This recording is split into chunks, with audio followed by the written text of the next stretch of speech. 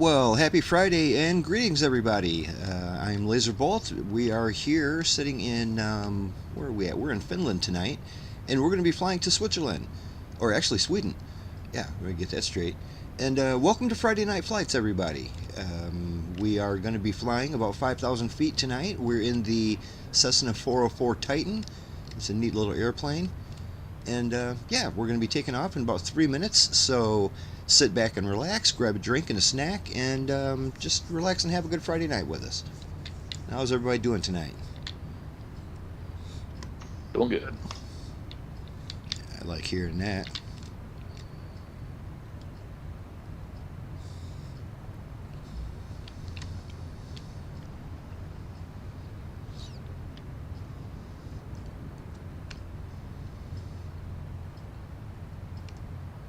Yeah, this is going to be our second visit to Sweden. We just went to Stockholm, and then we bounced over to Finland, and heading back to Sweden, but way to the northern part of it.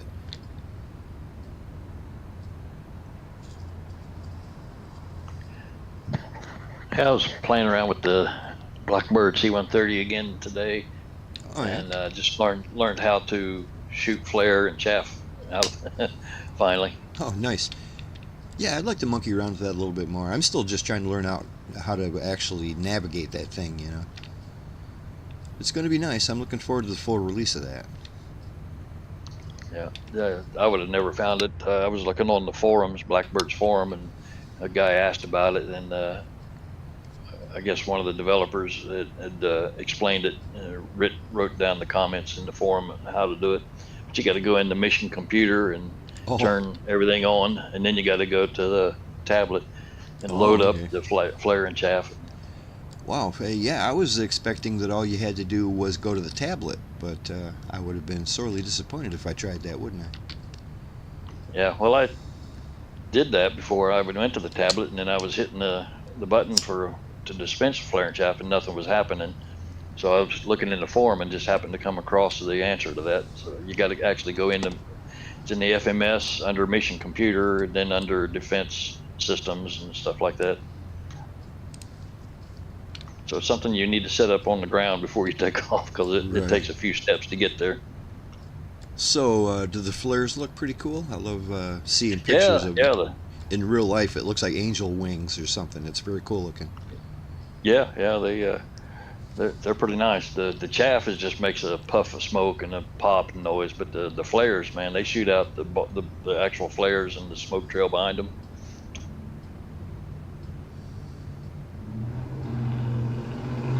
Look pretty neat. Were either of you able, or anybody able for that matter, to get the actual flight plan and the GPS? Because I can't get it to go, but it's just a straight line. Mine's working. No, I haven't really messed with that part of it too much yet. Or are you talking about on the? You're talking about in the 3030. Huh? No, I'm talking about now on the 404. Okay, yeah, no, mine's working fine. You can't get the.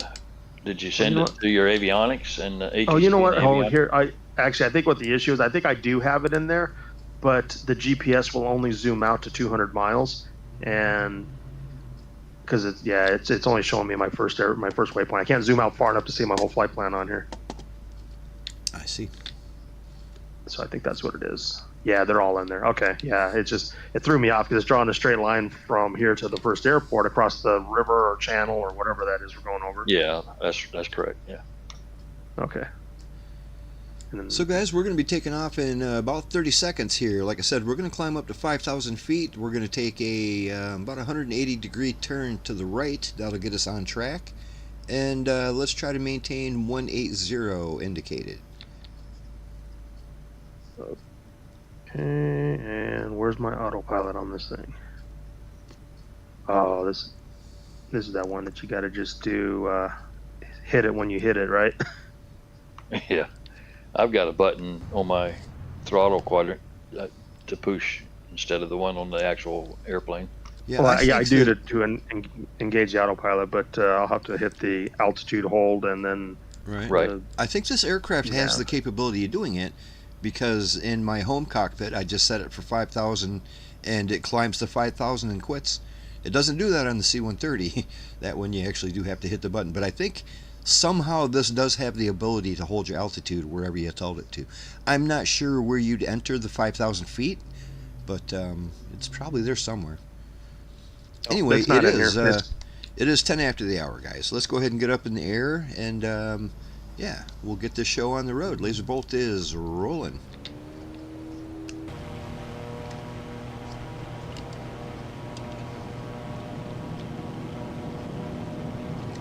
Yeah, this airplane is just old-fashioned enough to where there's a couple things that I still haven't quite figured out yet, like that, like how to do it in the cockpit, tell it to go to 5,000. I feel like there's a way to do it, though, because, like I said, I can do it with my home cockpit.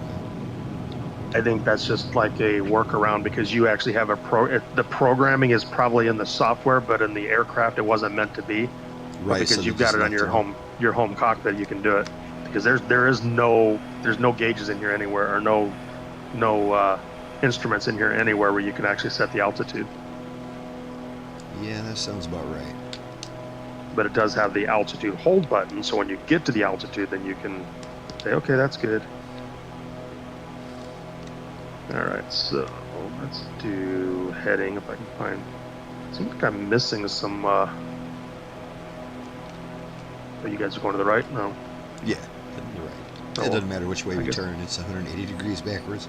We would have been better off taking off from the other runway, but yeah, that's where it put us.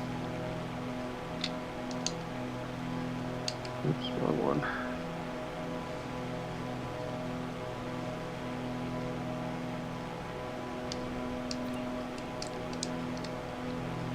Yeah, I'm glad it's Friday again. I always enjoy these Fridays, hanging out with y'all.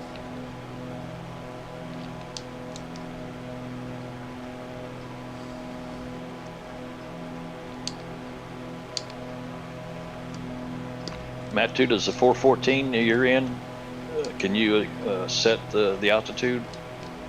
Yeah, I can set the altitude. It depends which instruments you're using. I'm using the GTN 750, and that has a modern Garmin autopilot. If you use the 530 GPS, then you have an older autopilot where I think you can still set the altitude, but you can't set the vertical speed. So to get the vertical speed, you just put it in a position and hit the pitch hole. The only thing is there's no place to dial in your altitude on this. Did you say how high we're going? 5,000. 5,000. 5,000, okay.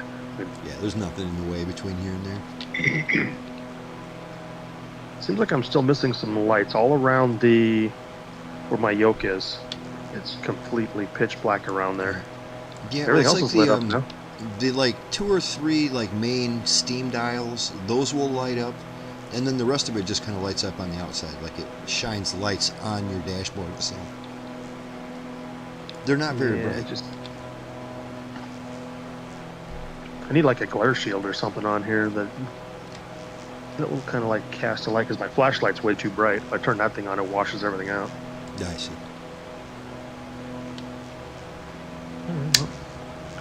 Let's see. Ooh, the bridge straight ahead looks nice with the lights. Yeah, I see that. I saw that actually coming in last week, and I was wondering why nobody flew under it. Hey, Longhorn, if you want to light up your flight deck a little bit better, up on your ceiling, there's a blue light that you can roll the wheel, and then there's a couple of white lights in front of that. Okay. The back one is the blue light. Tell you, that is a nice looking bridge. I am definitely going to go try to go under that. Oh, perfect. I like the blue light. Thank you. Let's make it dimmer though. Holy moly, I'm going fast. Cool new feature I just realized in my 414. I have the engines glowing. I hope that's a good thing. Your engines are glowing? Yeah. They glow like out of the exhaust, or? Yeah, the cowling. There is like a red glow under the cowling. Or do I have? Let me check. Might also be. Let me think real quick. That is pretty cool, though. Maybe it's just trying to model the heat. Yeah, that sounds pretty neat. I know the F-18 would do that. The engines would glow in the back, but I haven't seen anything else do that. That's Well, his 414 looks just like ours, except that it's a more fancy version of it. This bridge looks like super lit up or something. I know. That's Yeah. why it's like it's got a bunch of white lights, like to me, like going from the bridge to the water. I can't Yeah, tell if yeah, those I are see. supposed to be reflections on the water or what, but I'm going to try to go under it. Hopefully it's not solid. It's not as tall as it Well, looks. It's slow it really down. long, but it ain't tall. Oh, those Yeah, I are can't tell whether reflections. They it's- actually look nice, except they're not actually reflecting anything. Yeah, I got up to 5,000 feet too quickly, so I'm not going back down there to go under it. I'll see if you guys make it. I'm glad Matthew mentioned it when he did. I had just enough time to get down here. Those reflections really do look nice, except there's nothing Oh, that was cool. actually making that. You know what I'm saying? Oh, so the lights are coming off the bridge to make it reflect on the water below. Because way up here, it's really cool how the water's like lighting up underneath it, but Oh, you yeah. can see the light shafts like going down.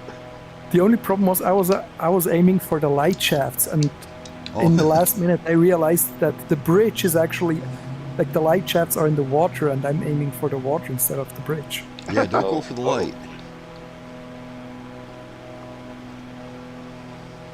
Oh, shoot. All right, how do I turn my landing lights off?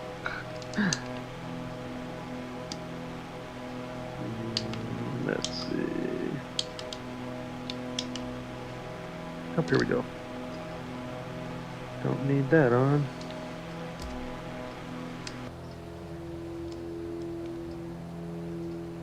Wait a minute.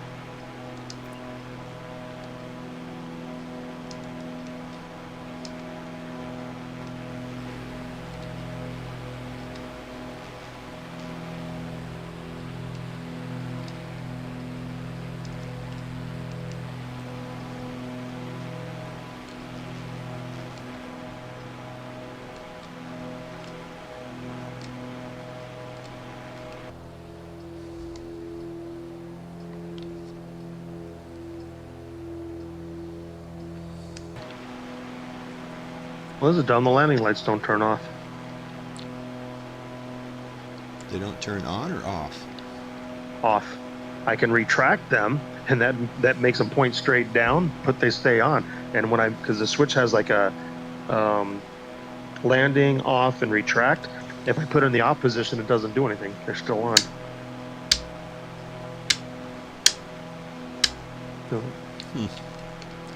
It's True, weird. I can saw turn 'em on your- and off. I can't turn I them. saw I didn't your- try it from the cockpit, but from my home cockpit, I could turn them on once again. I saw your landing lights on the departure pointing downwards. It looked cool. Yeah, I've got them pointed down right now because it was lighting up everything in front of me. I like on this Which one is how like the your- taxi lights work. Like when you turn your wheel, the lights turn with it. It's kind of nice. It turns to show where you're going.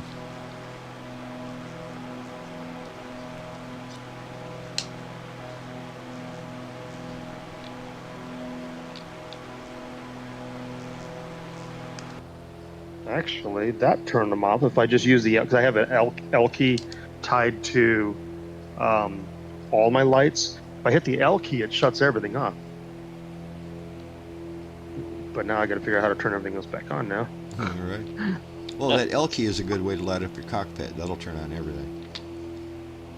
Yeah, well, fortunately, it turned off my landing lights, but it also turned off all my cockpit lights now. All right. So now I'm looking for how do I turn them things back on. Let's see. Turn that on. Navigation lights. Everything. Alright.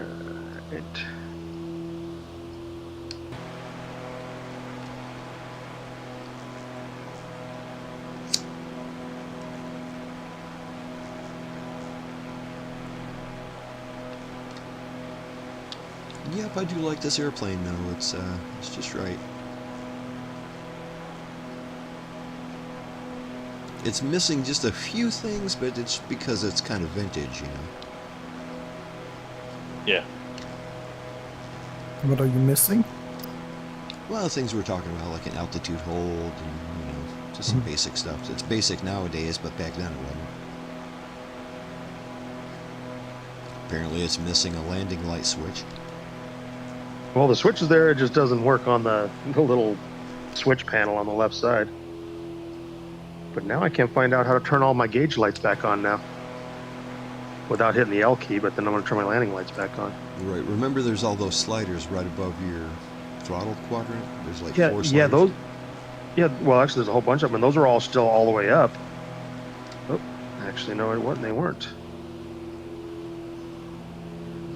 They were the position of them. When I looked at them, they looked like they're all the way up. But when I put my little scroll wheel on them and hit up, it's turning everything back on. So it didn't change the position of them, but it made the lights go out, even though it was, they were all pointing up. Kind of behind the scenes, it did that, but it didn't actually change the animation. Yeah. Yeah, there we go. Got all my lights back, and the landing lights are off. Now I can figure out where you guys are at. I am right behind you. I'm going to be passing underneath you here in less than a minute. Okay, yeah, because I slowed down to like 160 to let you get back ahead. Right on. Yeah, I'm about 185. A little quick right now, but not too bad.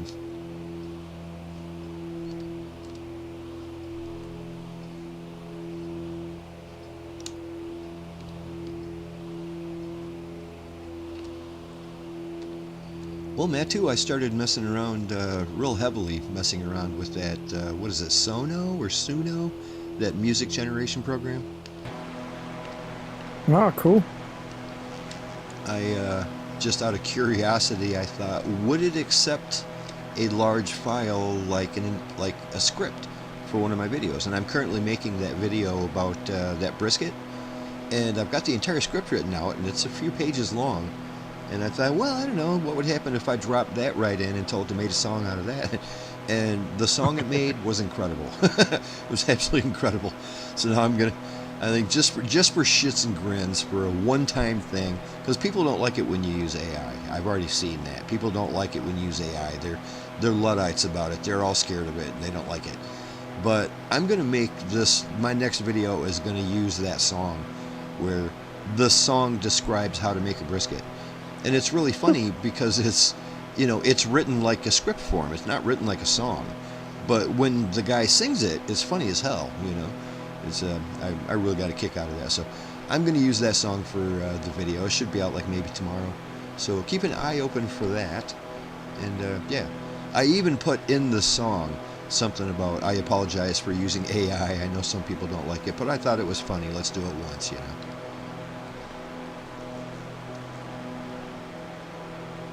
The only question is whether to make it like a soothing country song or like a heavy metal song, or, you know, I can make it any kind of song I want. It's like if I made the country song version of it, and it sounds pretty good, but I don't like country music. I'd rather have some kind of heavy and headbanging, you know. But if I do the heavy metal version of it, I should probably put subtitles on. Yeah, it would help if people understand.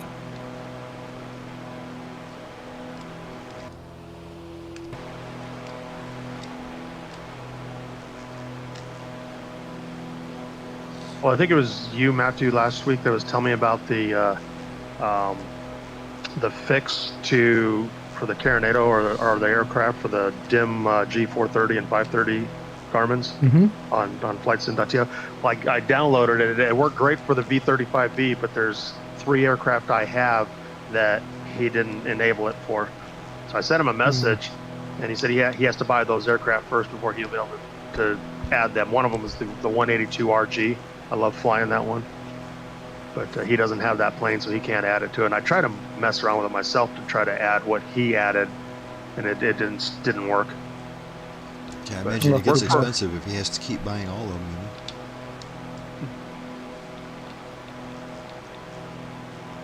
know? Well, at least there's a workaround for the at least the 182 RG. Is it the tablet lets you use the that's 750? Yeah, the 750, and that works at night, so I could use that. But, and then I think the 3 that I have that it won't work with is the 182 RG, the DC3, and the PC12. Either PC12 or the PC24. The standard PC12? No, the Carinado version. Oh, okay. Because it uses the 530 also. And I was going to say that the standard PC12 doesn't use that, and the one from SWS also has a different avionics.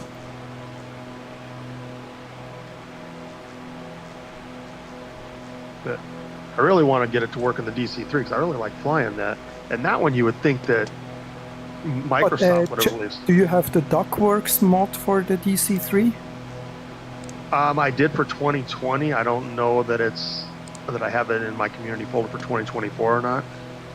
There is a newer version of the DuckWorks mod. Otherwise, at least there is a 2024 version for sure, and that might actually have that fix in anyways. Okay, I'll look at that for that then. I'm not sure. I didn't fly it in a while, but I know I have the mod for 2024, the DuckWorks mod. Does anyone have the C40? I think it's a C47. The one that's based, the military version that's based off of the DC3. Yeah, I installed that one from the marketplace.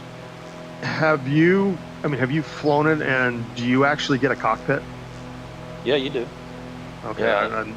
I don't know what was going on with mine. I bought it like for 2020, so it imported into 2024, and I've never flown it. Well, I tried to fly it last week, and when I went into it, like there's no cockpit. It's like I'm just like in an external view.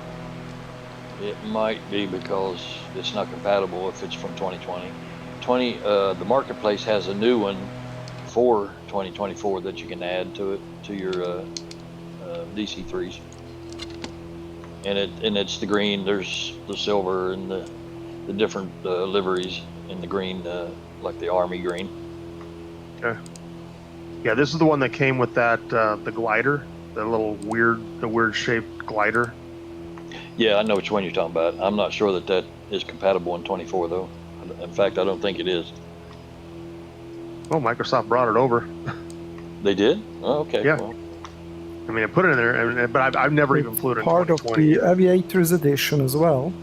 Yeah. Oh, that's true. Yeah, it's part. Yeah, because anything that was in 2020, it's considered part of the Aviators edition. Yeah, so I have it for sure. I think I never flew it, but yeah, I just didn't know if it was a VR thing or what. I only went into it for a few minutes, and I got into it. I was like, oh, there's no cockpit here. This is like I'm just outside. So I might mess around with that a little bit more tonight and see what's going on with that. yeah, it wasn't in with the regular airplane stuff. It was like a forget now what you call it, different category, but it was like $4.99 or something like that to add it on. The one I'm talking about.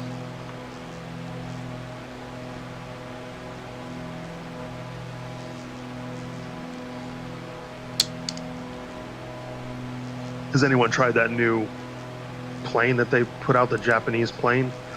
Because they have a free trial with it right now. No, I saw it. Really? I haven't. I might check it out. That's a pretty cool idea now that they're doing that. It's a local legend, I think it is. But they're letting you try it for free. I don't know how long. I haven't done anything with it. I just noticed it when I started it up today. So it's a free trial.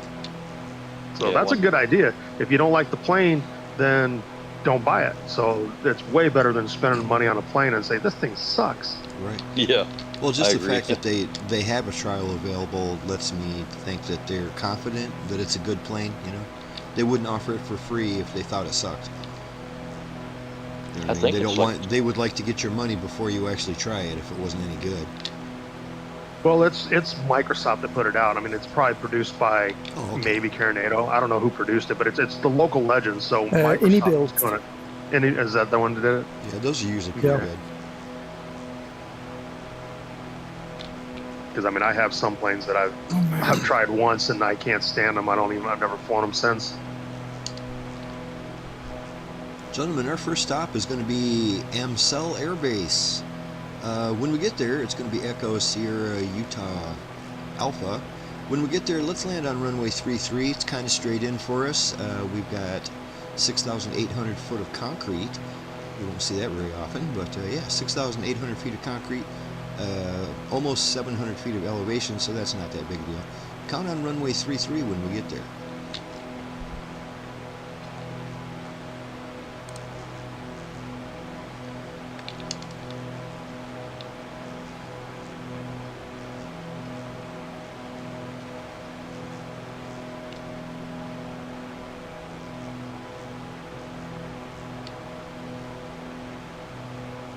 Yeah, I just realized what the problem was. Last week I was having a problem following the pink line on the GPS. It wouldn't latch onto it when I hit the nav button. It just wouldn't do it no matter what I tried. I had to do the entire night just flying from the heading bug. And this week it works fine.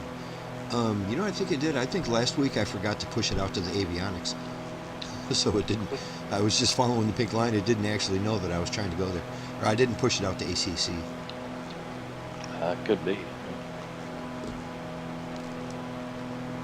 I have a different problem with my plane. I'm losing power and fuel flow while everything is full up. And I had the same problem last week as well. And I don't know why. Is your RPM?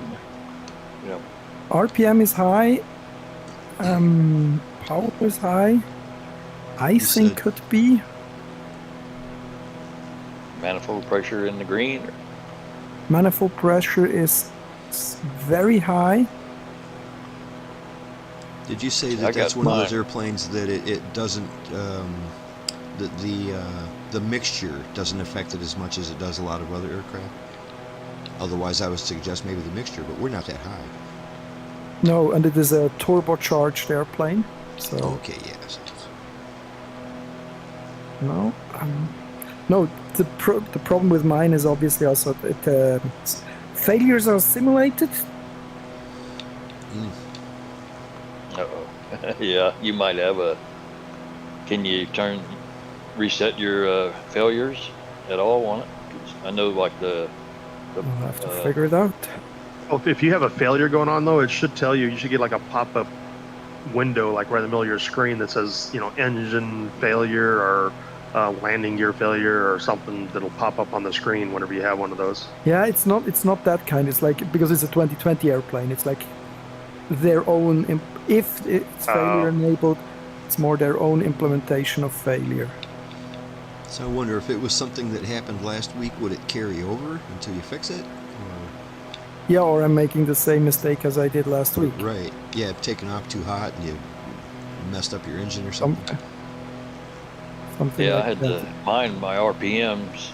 I had to pull my my propeller RPMs back to 20 or under 20 because it was redlining. I might have redlined it a little bit too much. I was flying on like 40 inches of manifold pressure while the green arc only goes to 35 to keep up with you guys. And might be that the my engine modeling doesn't like that as much as the standard model. Yeah, could be. That's I keep forgetting about that too. I had my RPMs redlined and manifold pressure was redlined, so I had to back all that off.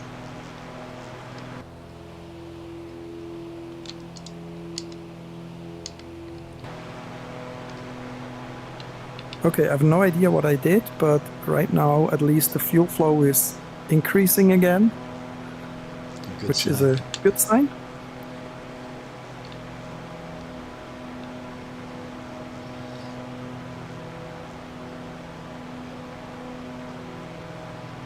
Yeah, I had to speed up there for a little bit, Longhorn. I thought you were going to rear end me. Yeah, I'm playing around with my props right now. trying to lower my RPM a little bit. But when I did, my manifold pressure like skyrocketed.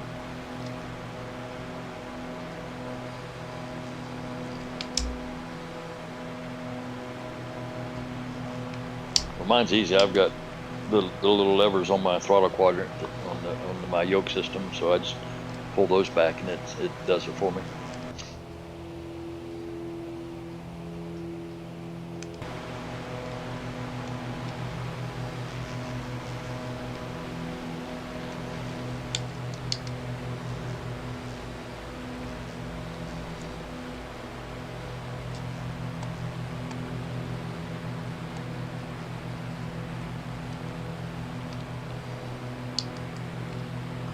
$38 miles. 38 miles out. Where are you seeing that, by the way? On my GPS, top right corner. But if you Oh, you have to on change. the little, yeah, on the dial on the bottom right, the inner dial on the very bottom right of the GPS, if you turn that, it has different settings, and if I put it in the number 1 position, it'll give me my distance up there on the top right.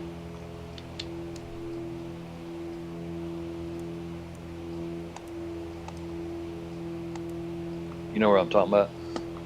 Yeah. Yep. I'm just spinning the knob right now.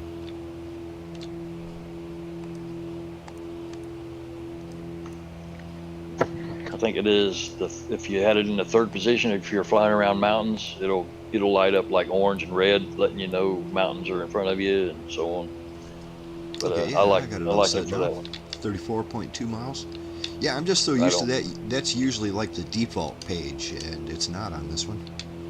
No, you have to set Okay, it well, on that's there. handy. I was kind of monkeying around with it last week, but I didn't monkey around with that particular knob.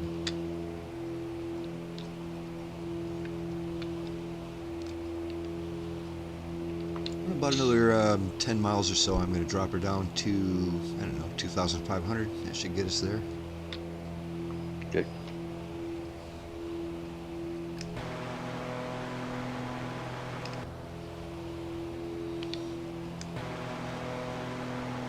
They have lights at this airport. Is it still dark for you? Yeah, I mean I got a overcast sky, so it's completely overcast, but I can see like off to our right, it's like really pink and orange. So the sun is coming up, but it's still pretty dark. Everything's still lit up below me. Everything but the airport. Yeah, I got the sun just cracking the horizon. Looks beautiful. Yeah, me too. But I got like a few clouds, and just we're starting to get daybreak. Yeah, my local time right now looks like it's 6:36. Yeah, I was 7 o'clock even before we took off. I was just going by your description. You said you're just 6 o'clock local time takeoff, so it's like, all right, let's make it 6 o'clock. Oh, okay, right, in the video there, yeah. Well, for the last month or so, 6 o'clock was fine. Yeah, because I almost started at 7. We're so far north. I started on 7, then I went and looked to see what time you were starting at. So I was like, oh, you're going to start at 6, I'll start at 6. Well, the cat's out of the bag. I don't change that information for every flight. I think I typed that out like 6 months ago. I like that blue light shining down on the throttle quadrant and then on the flight deck inside the cockpit here. I don't have that turned on. It sounds nice. Yeah, it looks pretty cool. It lights up everything in blue.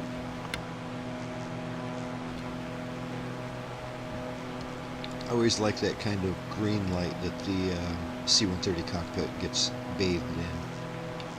I do too, yeah. It's kind of a bluish green looking light. I mean, it's mostly blue, I think, but it looks pretty neat.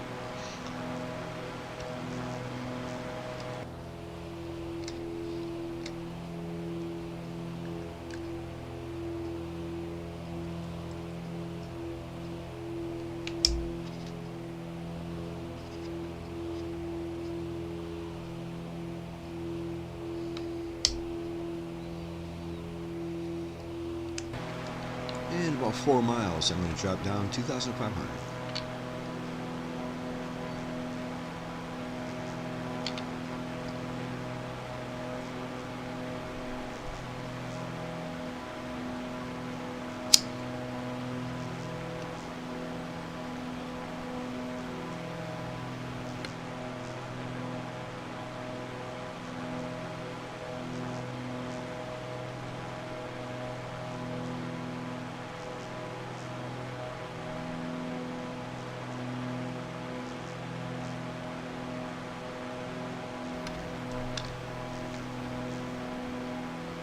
Well, I finally ate up all that brisket. Making a big pot of chili was perfect. It was the last 2 days there. It was a great job. That brisket makes it nice and smoky flavored. Plus I put some chipotle peppers in there, which are smoky. It was great. Oh, man, that sounds good. I like it nice and spicy, but yeah, it was nice and spicy. So spicy, like you got to eat it with a dollop of whipped cream, and then, or not whipped cream, but sour cream, and then it's awesome. Sounds good. When do you bring some? Well, I'm gonna have to make another one next time I make a 9-pound brisket. Good. I can remember back in the day when like something like a brisket, that was like 20 cents a pound. Instead, that 9-pound brisket was over $100. Woo. I mean, brisket's supposed to be a cheap cut of meat, you know? It's tough as nails. That's why you got to cook it just right. You got to cook it low and slow, and if you do it right, it's awesome. But nope, nowadays that's a fancy cut of meat.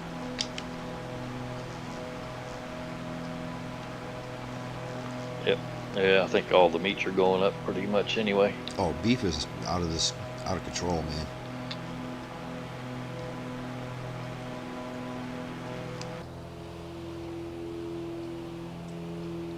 All right, we're about 16 miles out. We should see some kind of a sign of it here pretty soon. It's straight in, relatively. Like I said, we're coming in at 3.3. We got about a 3.20 angle right now, 3.14.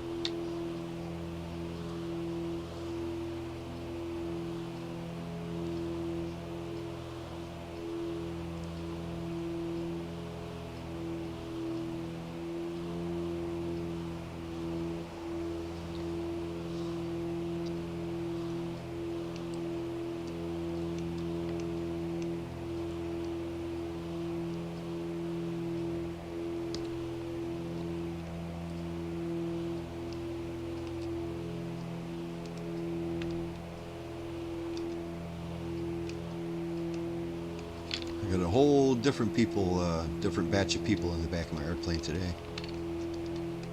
You in the ambulance again? I am.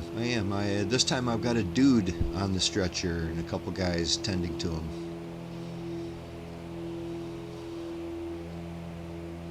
He's wide awake. Like It looks like he's having a good old time, really. He's probably just got an ingrown toenail. Turf toe or something. Whining about or turf toe. Yeah. He ate a bad Swedish meatball. Yeah.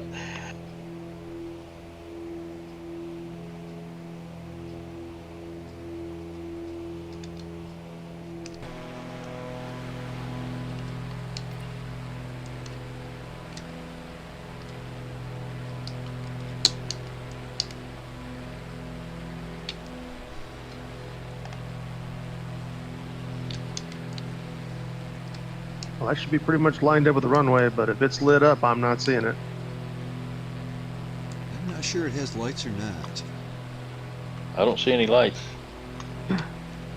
I'm starting to see the ground now, at least. I can see like the forests and looks like maybe some lakes or rivers or something.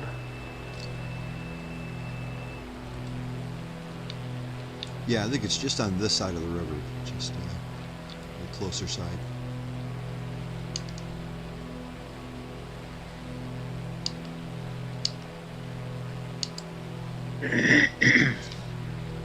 Although, river, there's all kinds of water around here.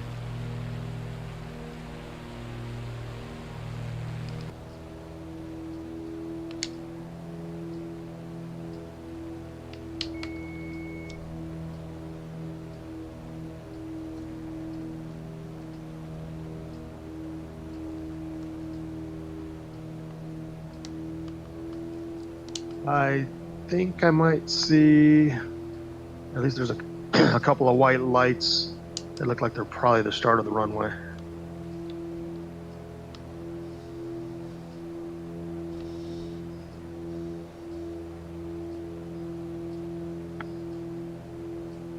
Might be the Pappy lights. Yeah, I can see the Pappy lights.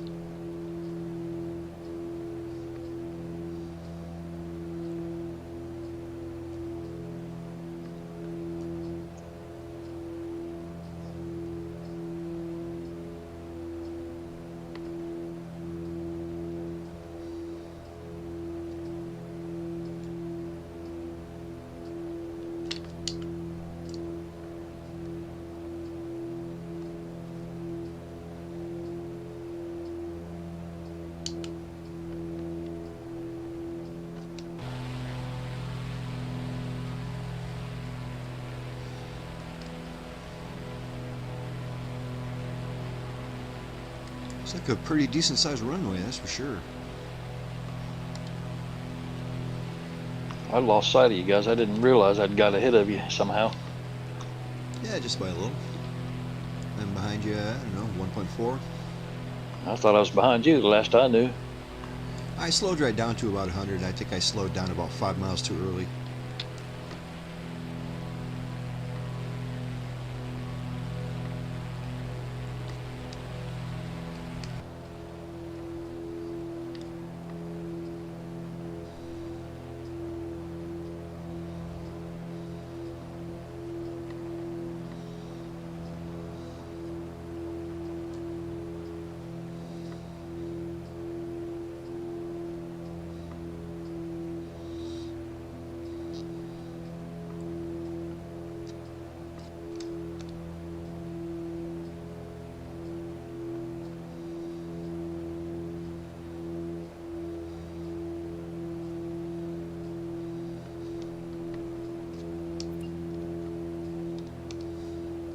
I got enough daylight to see the runway, but I don't see any runway lights.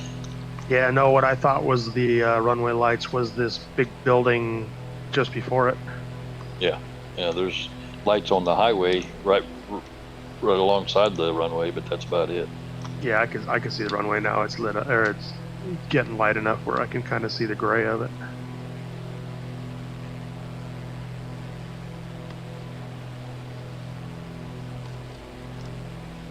Nice little town here on the edge of the river.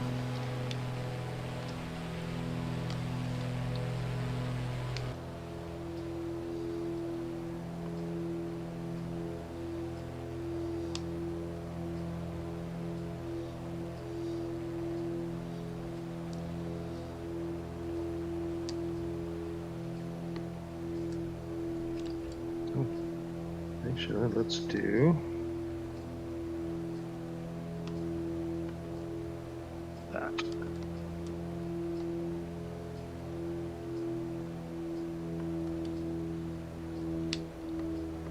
Yeah, I thought I saw Pappy lights. I don't think it has those either. No, it doesn't. No, what I thought were the Pappy lights was like a building a little bit before it. As I got closer, it's obvious that wasn't at the airport.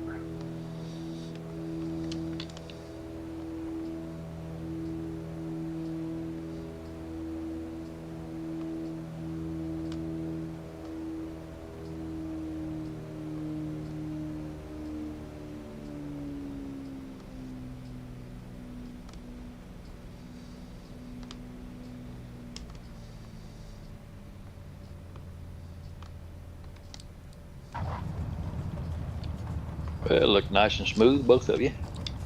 Thanks, buddy.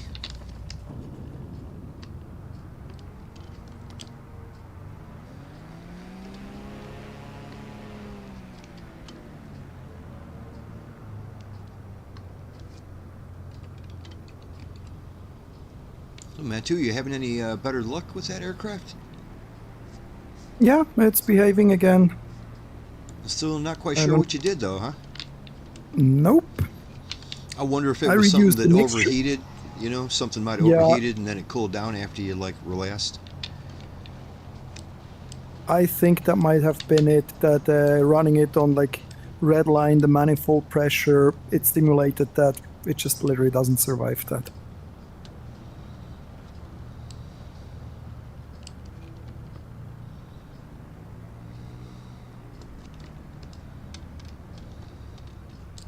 Yeah, aircraft engines sure are picky for something that's so vital. They're just way more picky than a car engine. And your car doesn't They're care also if the way engine older. shuts off. If you take a modern, if you take like a Diamond NG or something, which has more or less a car engine, they're not very picky. Yeah, They just or work. an Icon or something. Yeah.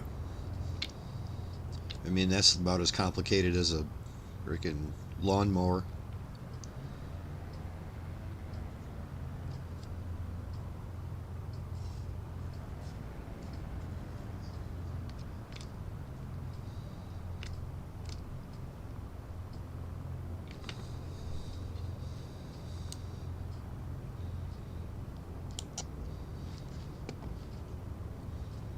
Running final. Got eyes on you.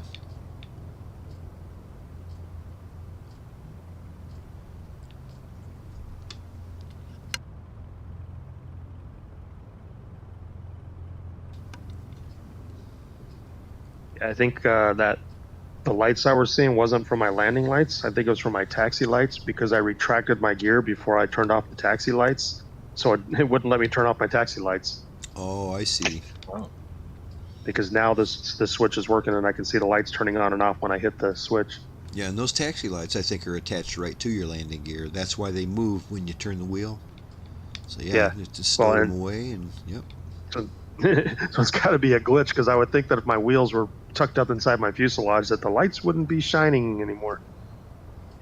I'll just do a touch and go, so you don't have to wait for me longer. Oh, all right. I mean, we don't mind. We got time, but if you're touch and going, we'll go right behind you. Perfect. We can do the same thing on this leg, guys. I think 5,000 feet is perfect, and 180 knots, that'll get us there. Maybe 185. Good. I'm gonna go open the door for the dogs to get out real quick. Been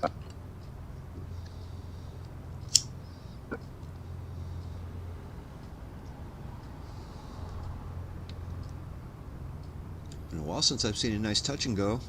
Let's go. Let's see what I can do.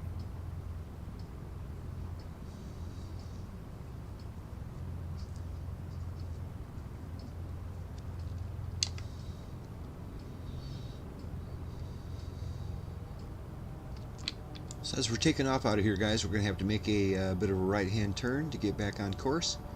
So count on that.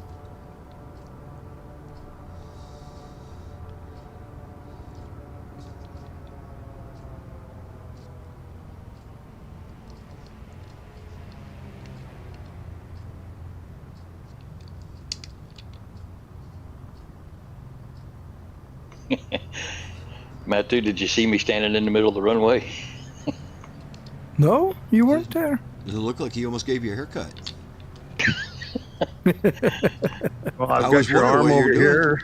You get out to take a picture? I was just trying to screw with him a little bit, but he said he didn't see me, so I'll have to reattach my arm in your ambulance after a bit. I got room back here. That guy with the hangnail, though, he's got the stretcher, so you'll have to sit in the seat. Alright guys, let's get these birds up here. Like I said, we're going to take a bit of a right-hand turn to get on course. And 5,000 feet, 185 knots. Got to let loose of that brake there, Longhorn. Yeah, I was looking for my light switches. Okay. Oh, you just lit up my cockpit. Were you coming into my airplane? I was right beside you. Yeah, my dash just lit up real quick. So this time I'll turn the taxi lights off before I retract my gear. There you go. Okay. Gear up.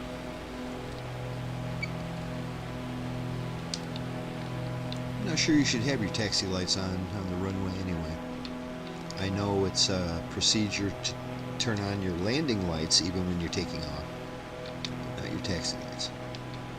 But then again, what do I know? I don't know nothing. Well, considering half these aircraft, the lights don't do a very good job of lighting anything up. You know, sometimes they're hard to see. Like, strobes are notoriously dim in this game. I can hardly ever see them. You're looking right at it, maybe.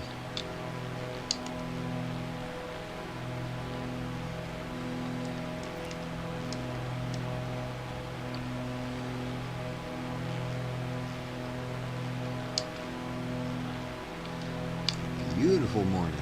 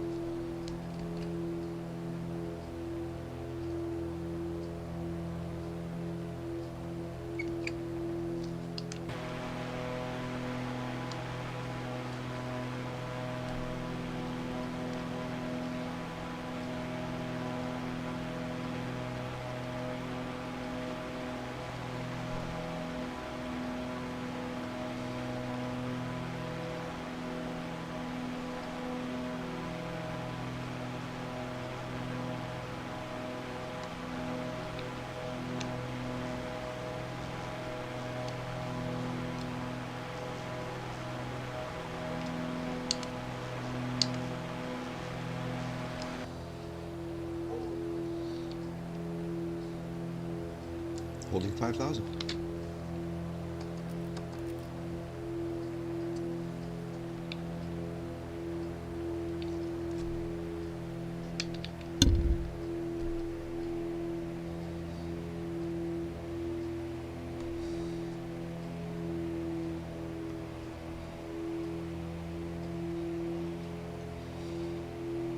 Let me know when you're caught up with me. No. Right on. I am 0.3 miles behind you. I'm almost caught up. Yeah, then I'm better speed up a little bit. Yep, I'm holding just over 180.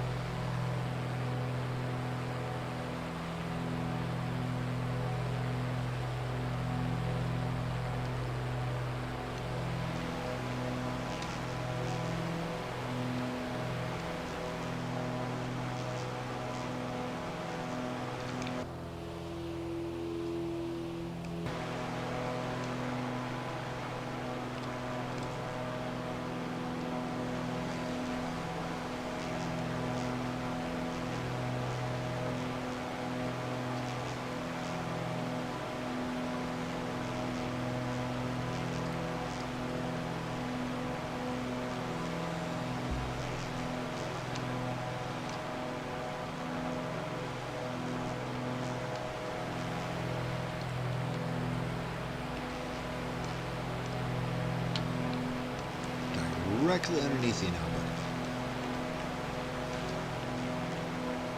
buddy. Great.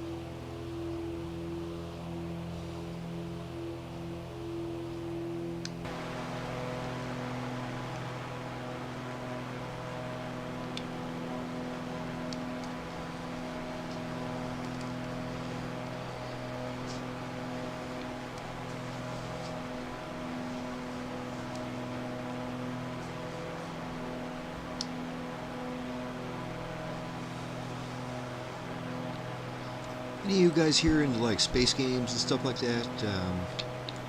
I recently started playing again. It's been years since I tried it the first time, but I went back to playing that No Man's Sky game. It's outer space, flying around. You're in the cockpit.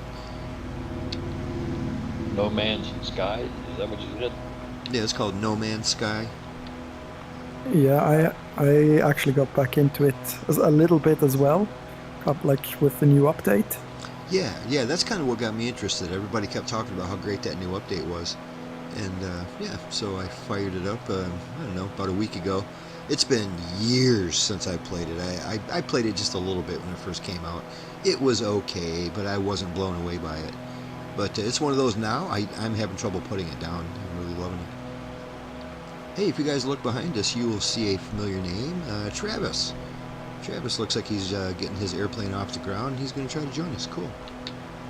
Don't see him in Discord yet. No, I like it. I also started playing again, but I had to stop again because it's quite a tight. If you want to play good, and I would like to, it takes up a lot of time to play. Yeah, it does. It definitely takes its time. And right now I'm in the position to where I didn't play it that much the first time when it first came out. So right now I'm still going through all the early parts of the game, all the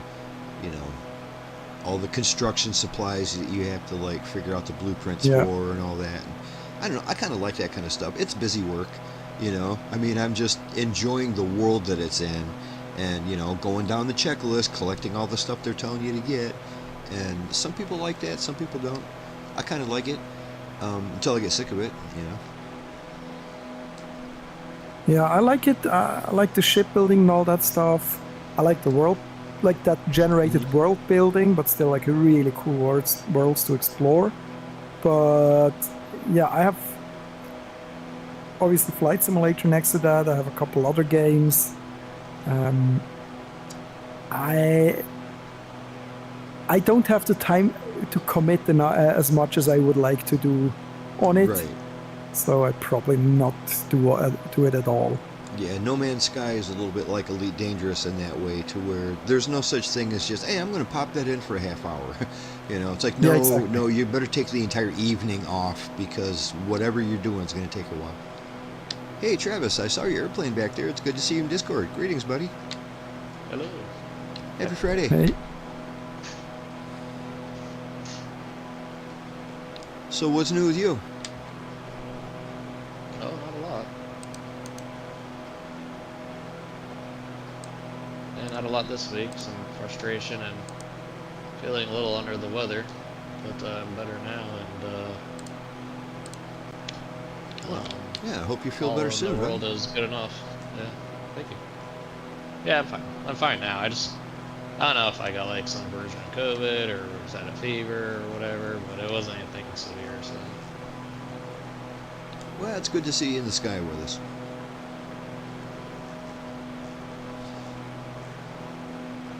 Yes. Well, Laser's flying an ambulance airplane, so when we land, you can go up there and grab you a Tylenol. Yeah. That's awesome. I got a whole bunch of Tylenol back here. Nobody wants them. You probably charge a fortune for them.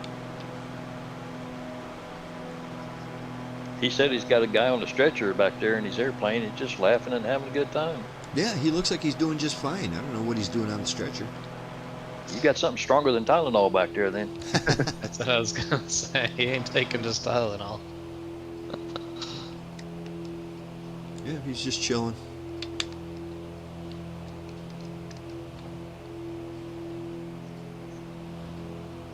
He's just chilling. Is this a air ambulance or air morgue? Well, right now it's an ambulance. I'll keep you informed if that changes. He's not totally chilled yet. I get it. Yeah, he's still moving around. He's at transition altitude. Well, you can always go up to about 20,000 feet and not turn the oxygen on. Ouch. It'll do it.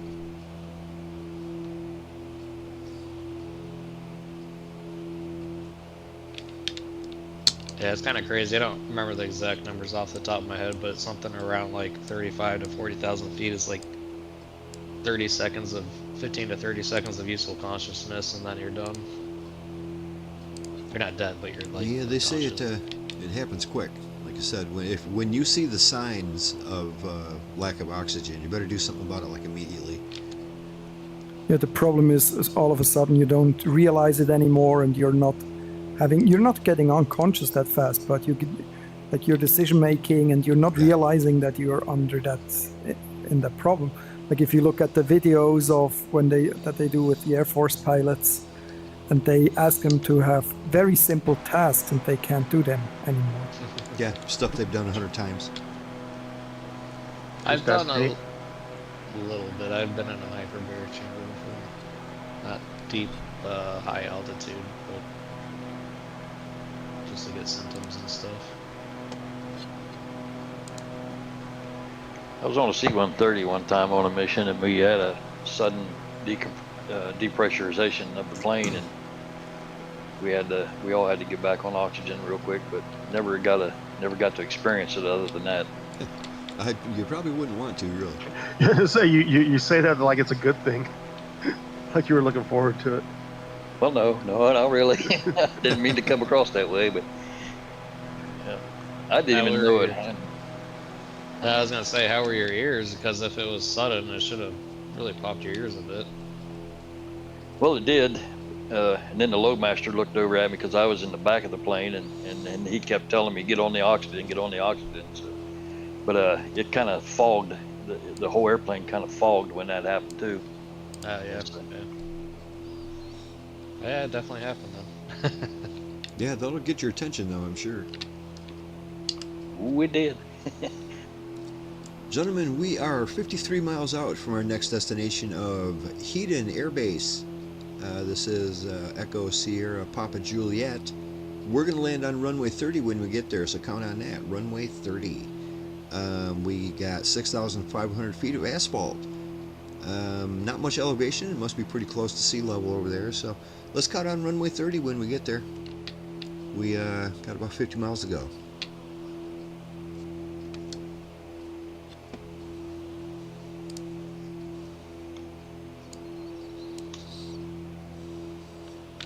I notice a lot of these airports are air bases. There's just tons of them around here.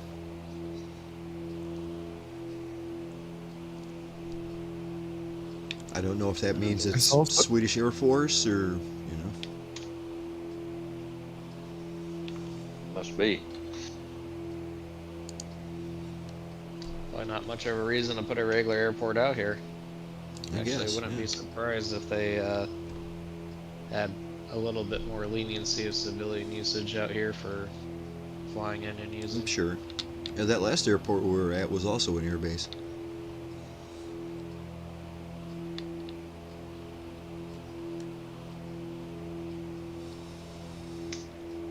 So Travis, I'm assuming you haven't heard any word from Coast yet. So, and I'm also assuming no news is good news. Yeah, I shot him a text earlier today, but I haven't heard anything. Right on. Yeah, he said he's going to be out of it for a couple days, but yeah, definitely wishing him the best. Me too.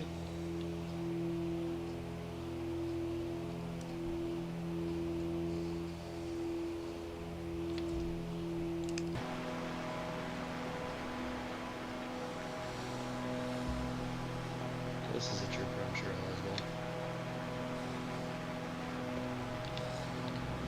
Also, it's hard to believe it's that time already, but this is our penultimate stop for the evening.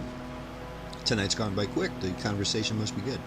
But when we get there, we're going to take a 10-minute break. That's always fun. Grab a snack, use the restroom, pet the dog. So we'll take 10 minutes once we get to the airbase.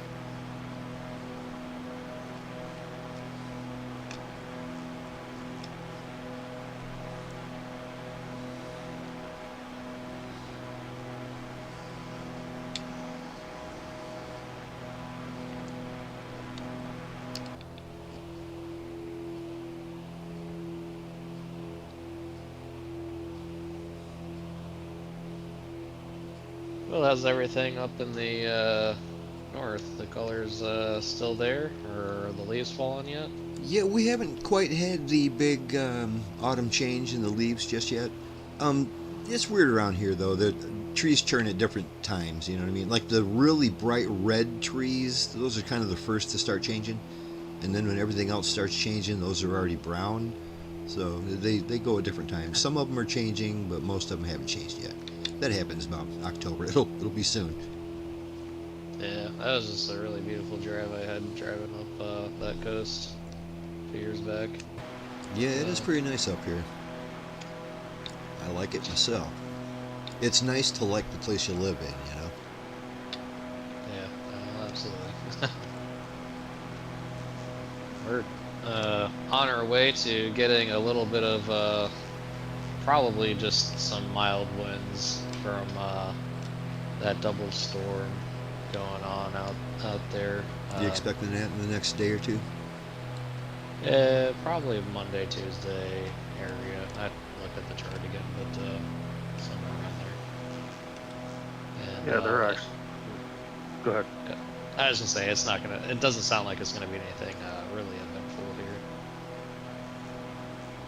here. Yeah, they're forecasting our rainy season is going to start early this year, and they're already predicting a good wet storm coming in for Monday, Tuesday, and Wednesday, where we could get anywhere from 3/4 to 1.5 inches of rain. You guys got to look out for mudslides and stuff? Not where I'm at. I mean, there's so much vegetation in the hills and stuff here. Okay, good. Now, anywhere that the forests have burned up, then they do, but not where I'm at. But besides that, I'm on top of the hill, so the not on top of the hill, but I'm towards the top of it, so there's nothing above me to slide down on me. Yeah, that's a good place to be. Yeah, good to know. All right. Especially here in Florida too. You don't want to be too low. Well, there's not much lower you can really get, is there? Well, yes. Not much. Well, friend, that's why I moved out of Florida and moved to Tennessee. I got tired of the hurricanes slamming us. You know, they can still hit up there too. Cause a lot of havoc. Yeah, I am on the fence. I kind of thought about if I were to move, where would I go to? I just don't know.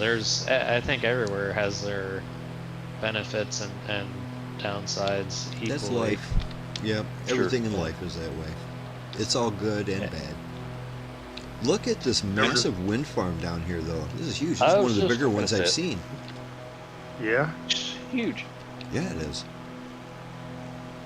The funny thing is, all of them are lit up with white lights, and all the wind farms that I've seen that I've driven by, they all have like a red light on top of them. Right. A red blinking light. I think red is like aviation warning. You know what I mean? Any tower has a red light on top of it. It's weird that they would be red. It's too bright for me to even see lights on them. So, yeah. Rules are different in Europe.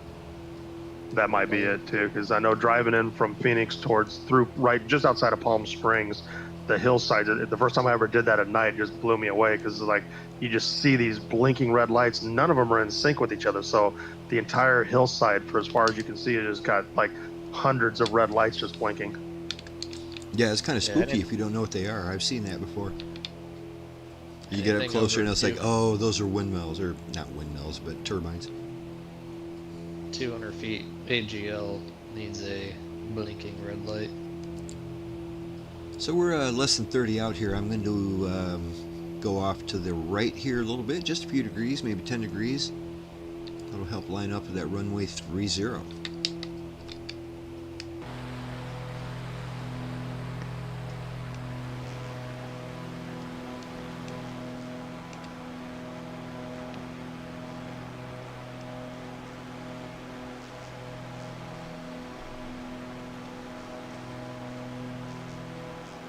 We got an awesome looking sunrise happening now. Now all the bottoms of all the clouds are pink and yellow. Yeah, I love that transition where everything's kind of said pink or peach colored. That's why I like flying in the mornings, because you get this really nice colorful sky for hours. in the evening, it just kind of, you get a nice colorful sky for the last half hour, and then it gets dark.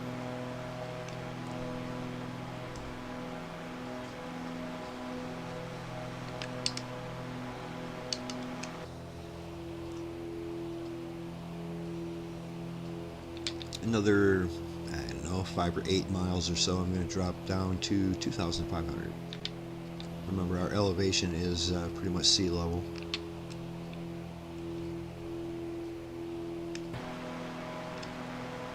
Just coming up to that big wind farm you were talking about. It's massive.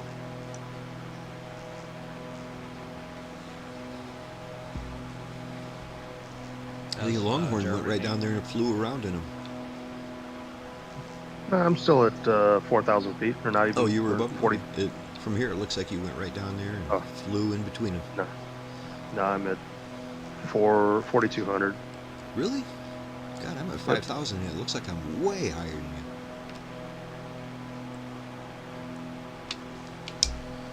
Yeah, and as in Germany, I came across these guys transporting, I don't know if it was to or fro, but they were transporting wind blade to a site somewhere, or vice versa. Yeah, those things are massive.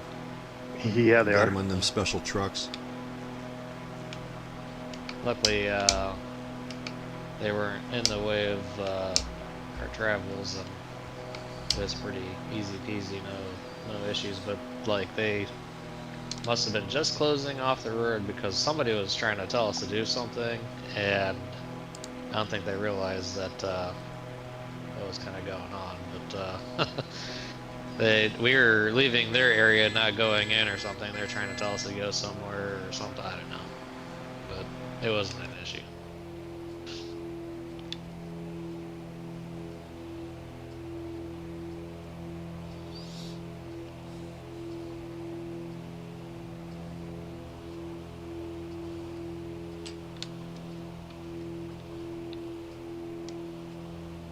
So my Lions did pretty damn good on Monday night. Remember how I was telling you that everybody's predicting we're going to lose to the Ravens?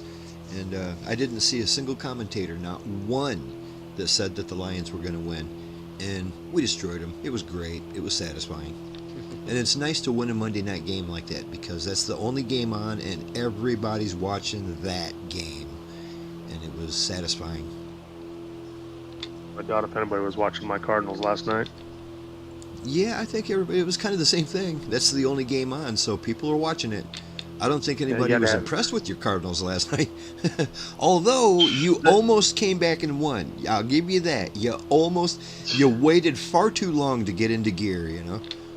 Not you, and but the your same team. thing with the same thing with Sunday against the 49ers in San Francisco, and they were actually dominating that game, and then they got the safety with like right around 2 minutes to go, had the lead with the ball and a 2-point lead and 3 and out, and then all they had to do is get down there and get it in field goal range, which the Cardinals are like one of the worst teams when it comes against the hurry up offense. They have no defense for that. Right. So it's like, as soon as I saw them give them the ball back at like a minute and a half left, it's like, oh, game's over.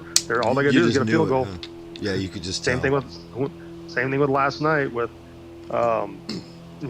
they tied it up right at the end, and it's like, y'all probably should have went for 2, but they didn't have enough faith that they could get those 2 yards. So I was like, oh, let's just tie it up and go into overtime. We feel pretty good about it. It's like, no, Right. because now you're going to give them the ball back with some time, and then that. I mean, and I love our kicker. He's a great kicker, but man, he blew that one, set him up on the 40. So I go, great. They only need like 30 yards and they're in field goal range. And of course they did. Yep. That's one thing I like best about my Lions, man. They are aggressive. When, like I said, if it's 4th down, we're going for it. I mean, we're going for it. It's just that's just the way our coach works, man. We're going for it. And 9 out of 10 times it works. Sometimes it bites you in the ass. Of course it does. There's a reason why you don't always go for it on 4th down. We go for it constantly, and it usually pays off. Just, do that unexpected aggressive maneuver to where people are like, oh, damn. We thought there's no way they're going to go for it. They're on like the 10-yard line. That would give the ball, too good a field position. But we go for it anyway and make it. I think it counts for a lot when your coach has that kind of. It shows the players that the coach has a lot of. What's the word I'm looking for? You know, he has a lot of faith in them. You know what I mean? He has a lot of confidence in the team, and the team loves that. Well, normally the Cardinals would, but we lost James Conner last week, and he's about our only consistent running back. So with not having him, they really didn't have a guy that they could trust that could run it 2 yards. You got to have good running game nowadays. That is for sure. But I mean, they've got to figure something out with Harrison Jr. I mean, he's just dropping passes left and right. He did have had a great catch in the end zone for the touchdown, but he dropped one before that, which would have been the game. The week before, he freaking bounced off his chest because if you watch him, he looks upfield before the ball gets there, and then he starts to run, and it bounces off of him. It's like, dude, you got to catch the ball first before you start running. Yeah, turn his head before it's even in his hands, you know. It's like, dude, I understand you're excited, but slow down a half a step. Yeah, I guess he was great with Ohio State. I mean, I've never seen him with Ohio State, and was like, I think he was the number 4 pick overall for the Cardinals last year, but he has not panned out. They say he's got the skills. He just needs to work on his issues. Guys, you will notice that there is a airport, what is it here, Echo Sierra Papa Golf. That is not our destination. It is just beyond that. They're almost lined up with each other, but our airport is just beyond that. So don't be fooled by that first airport. You might even fly right over it. It's kind of in line with our runway 30.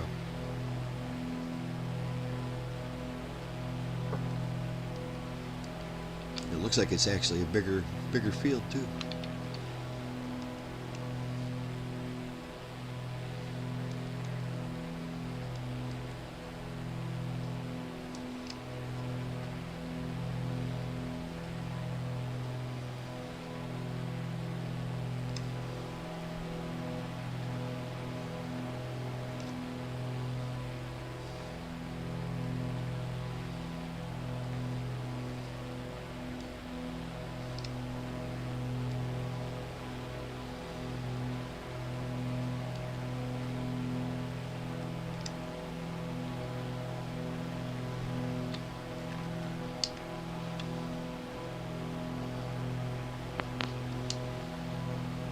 I've been kind of thinking about it. I might, quote unquote, upgrade my computer to Windows 11, even though I don't want to. Oh, you're still running 10, huh? Yeah. I've been having some issues lately on all sorts of stuff, and like specifically too with my Xbox controller that I use with some games. And when I've had trouble with it too. Continue. I'll tell you how I fixed it though. It's the weirdest thing is like if I press buttons or spin the thumbsticks around and stuff, basically send inputs in, it will lag my games out. It will literally drop the frame rates and the audio and even Discord audio and stuff like that. Just crazy stuff. I watched a video on that very exact thing because I was having similar issues. Believe it or not, the fix for it is, well, I had to go into my BIOS and I had to disengage. I had to turn off Bluetooth because there's some kind of a Bluetooth driver that affects Bluetooth on motherboards that's causing issues like that, and it doesn't seem like it'd be related, but it's totally related. And what I did to fix it, I went into my BIOS, turned off Bluetooth, and then I just I've got this little Bluetooth dongle that I plug into a USB port, and that also gives me Bluetooth. That fixed it. Yeah. As long as I use that little dongle, everything's good. But I had to disable the onboard Bluetooth. But that was exactly the problem I was having, and it fixed it right up. Yeah, I've been using the onboard Bluetooth with my controller the last handful of days because it's been giving me less problems, but it used to give me problems too, just a different set of problems. And then, you know, after I got home from my trip, or shortly after anyways, I just started having problems out of the blue. Never before. Yeah, I believe it was some kind of an update somewhere that did that, and And I was having issues besides that too. I was having that issue, and then other stuff was still kind of screwy. But once I did what I did, and now I just use the dongle, everything works fine. Everything's perfect. As long as I'm not using the onboard Bluetooth, everything's fine. Yeah, I have to try that. It was like disconnecting at weird times and just acting all kinds of strange. Yeah, I've always had issues with the Bluetooth, and I stopped using Bluetooth with my controller like quite a long time ago.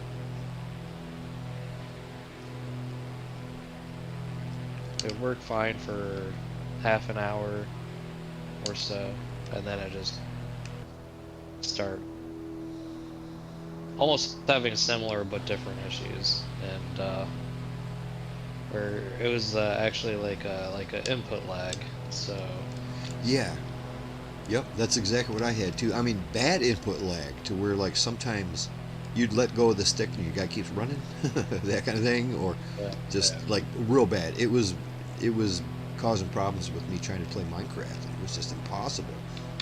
And that fixed all of that stuff. So very similar to that, but different. It's actually causing like computer slowdowns, which is even more bizarre.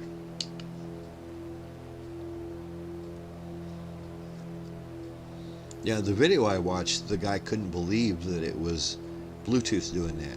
Because he wasn't even using Bluetooth. He was using keyboard and mouse. And it was doing the same thing. Every time I turned my head, the game, like he was showing his CPU usage, would just go down to 0. Every time you turned left or right, it'd just go down to 0. Everything just shut right down. Yeah. And it turned out it was related to Bluetooth, even though he's not even using Bluetooth. It was that. Wow. Yeah, we definitely were trying. Yeah, sure. I mean, I think right on the thumbnail said, I fixed my computer and you're not going to believe what it was. And yeah, he said it was real tough to diagnose because, like I said, it's not even related to anything. And he's not using Bluetooth, so why would that cause any? That's what it was. Yeah, sometimes something like that is so random, it's very difficult to diagnose. Yeah, it must be programming, or maybe lack of programming, and creating a system hang up where the CPU is waiting for something to happen before it continues doing other tasks.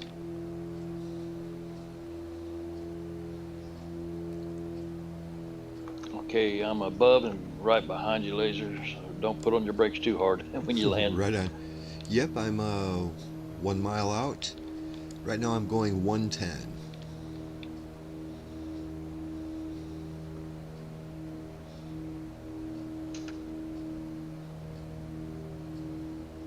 Man, we got to come over top of treetops here to get down, don't we? Yeah, we do.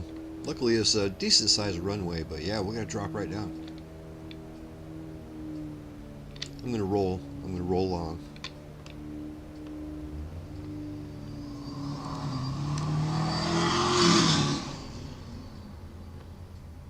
I think you're good. You're far enough ahead of me. Nice landing. Thank you.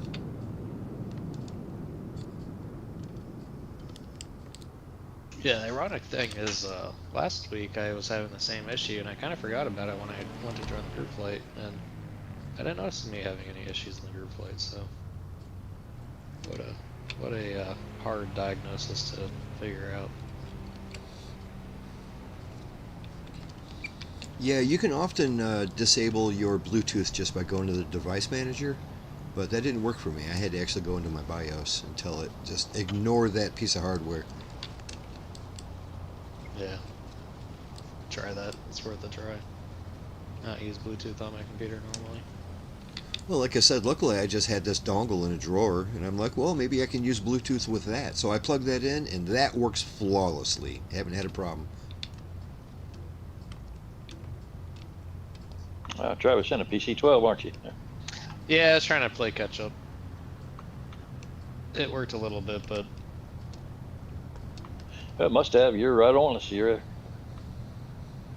yeah, that last little bit on the descent, I got probably 5 extra miles pretty quick. Guys, it's 31 past the hour. At 41 past the hour, we're back up in the air. So go take care of business, pet the dog, grab a drink, use the restroom, and we'll come right back up, and we'll get back in the air, and we'll take our final leg.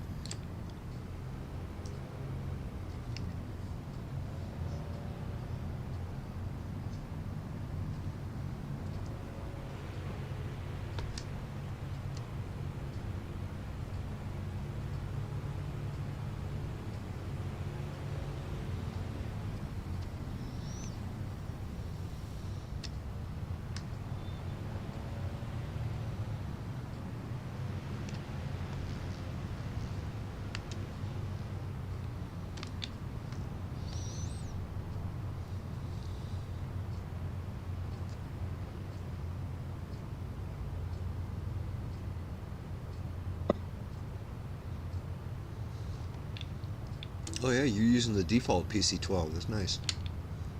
Yeah, the white one. There's only 2 Mhm. liveries.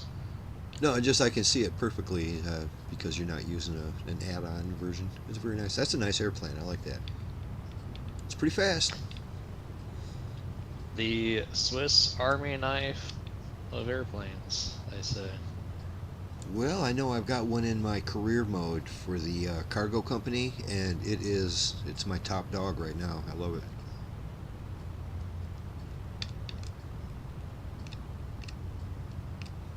Yeah, the STOL performance is extremely good. It's got great reverse thrust too. I mean, you can get in some small airports.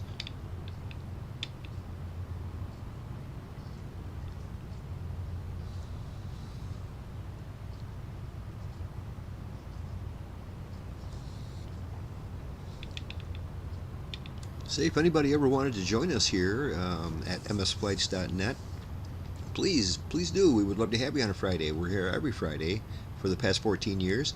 If you look at the description of the YouTube video, it will show you what we're flying and where we're flying to and what time and all that kind of stuff. You get all the information there. You can get the game on Game Pass. That's a good way to do it. And when you're down there, go ahead and like and subscribe. Everybody's doing it.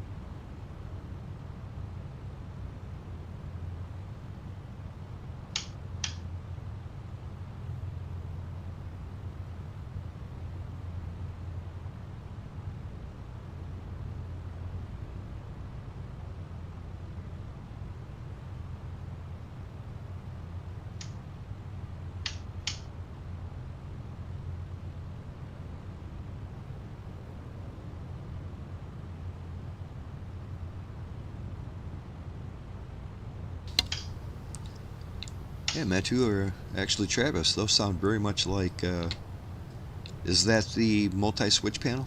Or is that one of your other... Oh, sorry, I didn't know that was coming through. No, I was just trying to set my No, it's not coming binding through for bad. the- It's just I heard the click. It sounds just like mine. the parking brake on. I'm using the Honeycomb Bravo. Yeah, that was the word I was trying to come up with, honeycomb. Yeah, You're the still switch liking is that? on You've had there. it for a while now. Is it still good? Yeah, I mean, by and large, yeah. It has some imperfections and mostly like software stuff that they didn't really do a good job integrating, but overall, it was worth the money, hands down.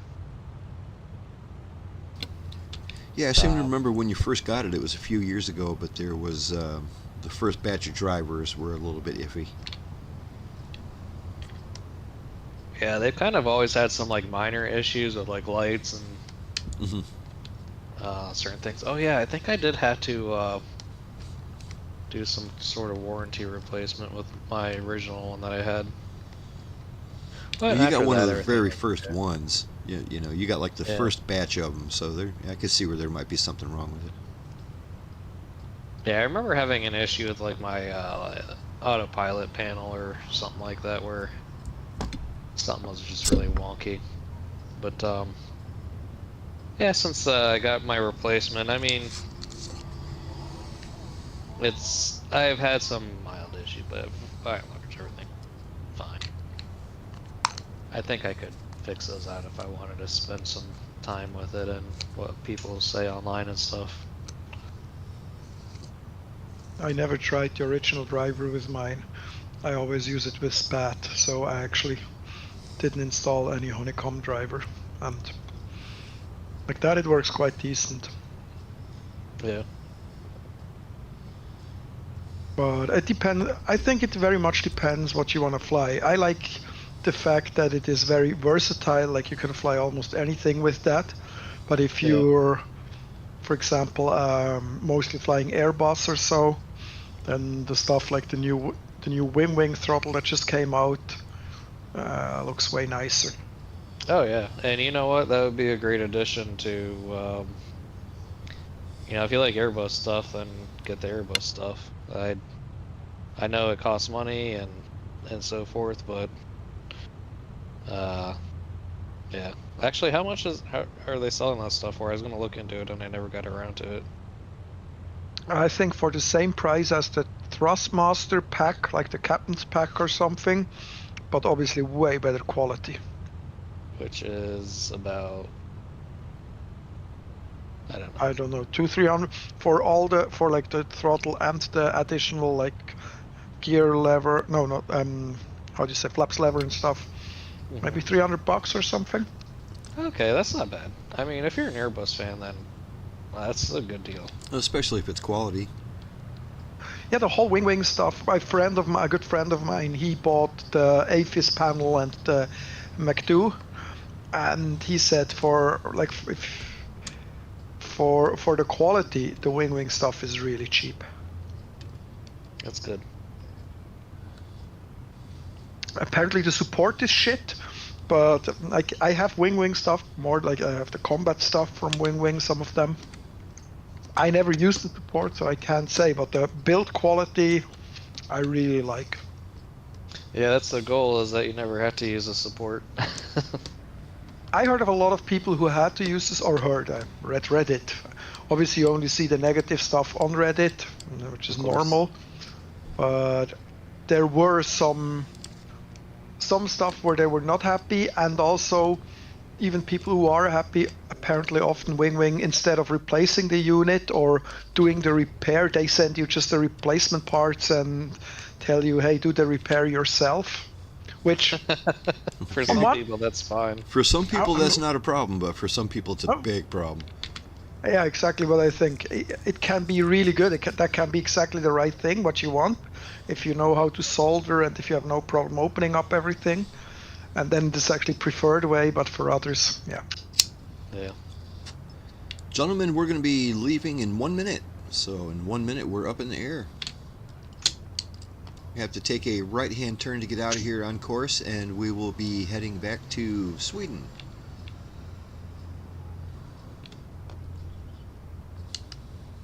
Yeah, if it's like very basic, not micro soldering, like if you're just taking a wire off and putting one on, or you know, just kind of some relatively simple stuff like that, that's no problem. But first, you know, you gotta have the equipment and stuff. But I don't know. I know a lot of having that as an people. option. I know a lot of people that would be a huge problem. They can't do the simplest thing, man. Yeah, and you know, you could always bring it into a shop nearby and stuff, but that's not going to be free. You know, they better have a good manual on what needs to be done when they send it to you, and then something that you can give to somebody and maybe, I hate to say give you some money to do it, but I don't know. All right, guys, let's go ahead and roll out of here. We're going to climb up to 5,000 feet, 180 knots. Lazerbolt rolling.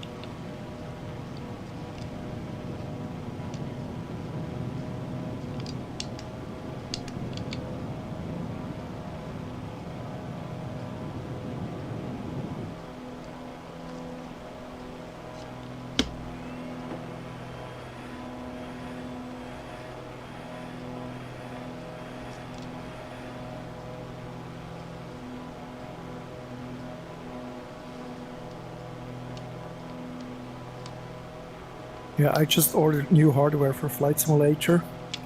I ordered what's it? Whirlpool Collective. A collective. For the helicopter.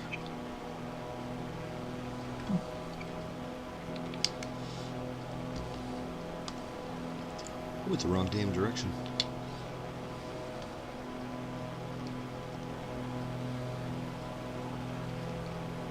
You don't have any lemmings behind you, don't worry about it. Yeah, I know. You guys followed me. Sorry about that. I even said turn right, and then I turned left. It was We're just trying to put test. on a show for the folks down here, so they know what's up.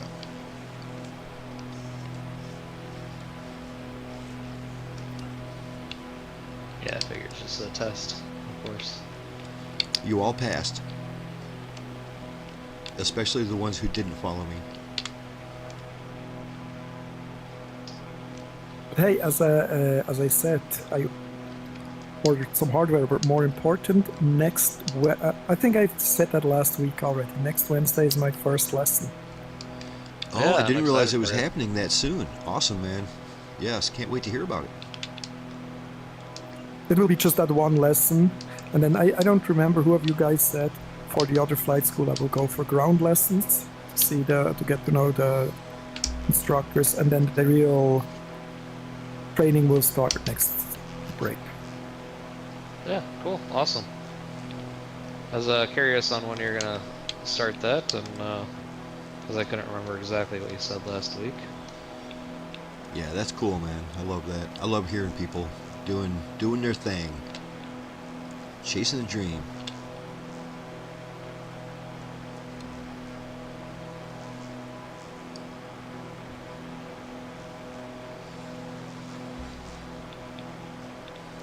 You already got the P-hack? No, that is the stuff I want to do over the winter.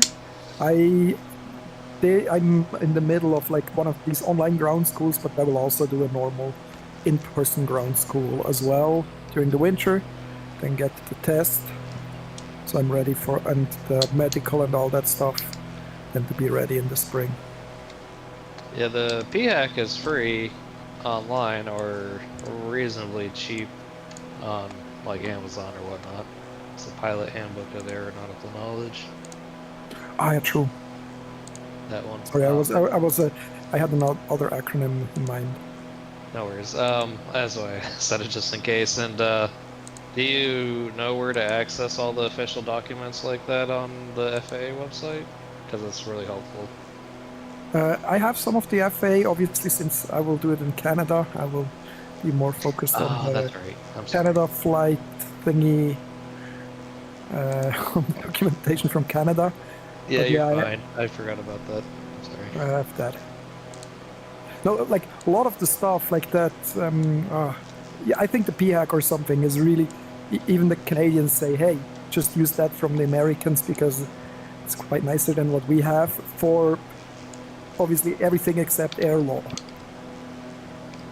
Yeah, like the airspace system is a little bit different too and stuff. And, Yeah, the airspace system's not that bad. It's more what you're allowed to do and stuff like that. It's some details.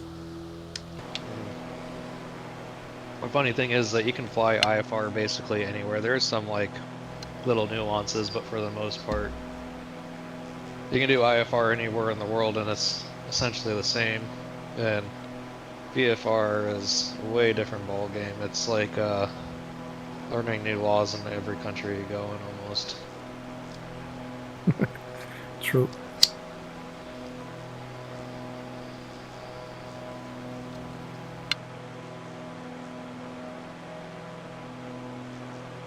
Yeah, I'm looking forward. See how it'll go.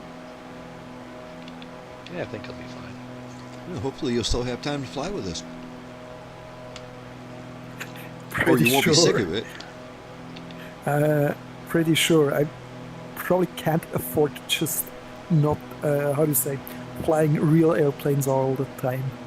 My wallet might not agree with that idea. Right on. Hey, Longhorn, didn't mean to do that, but I wasn't even looking. I went right through you. Sorry. I was going pretty slow to let everybody catch up. I didn't know where everybody was. So I know y'all made that wrong turn back there.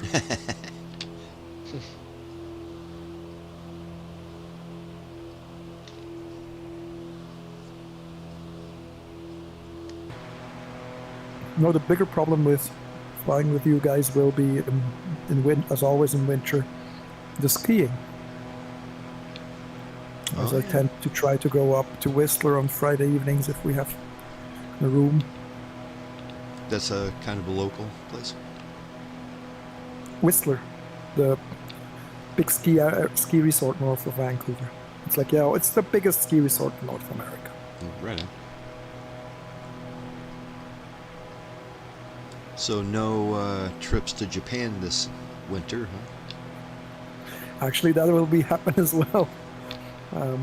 Probably. It's not 100% sure. I'm debating between going to Europe to see family and ski with my friends back home, or because the euro and the Swiss francs are very strong compared to the Canadian dollar, but also compared to the US dollar.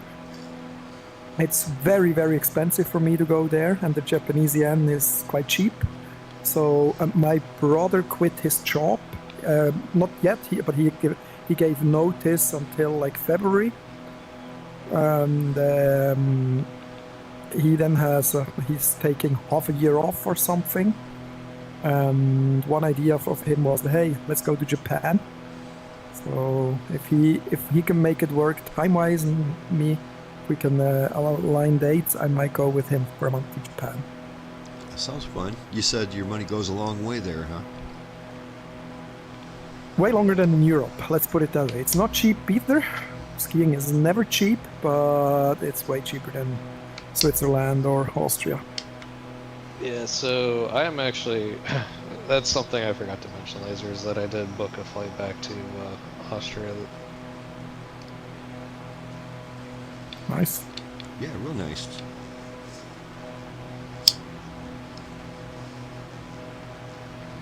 And I'm not an avid skier, so it don't matter to me.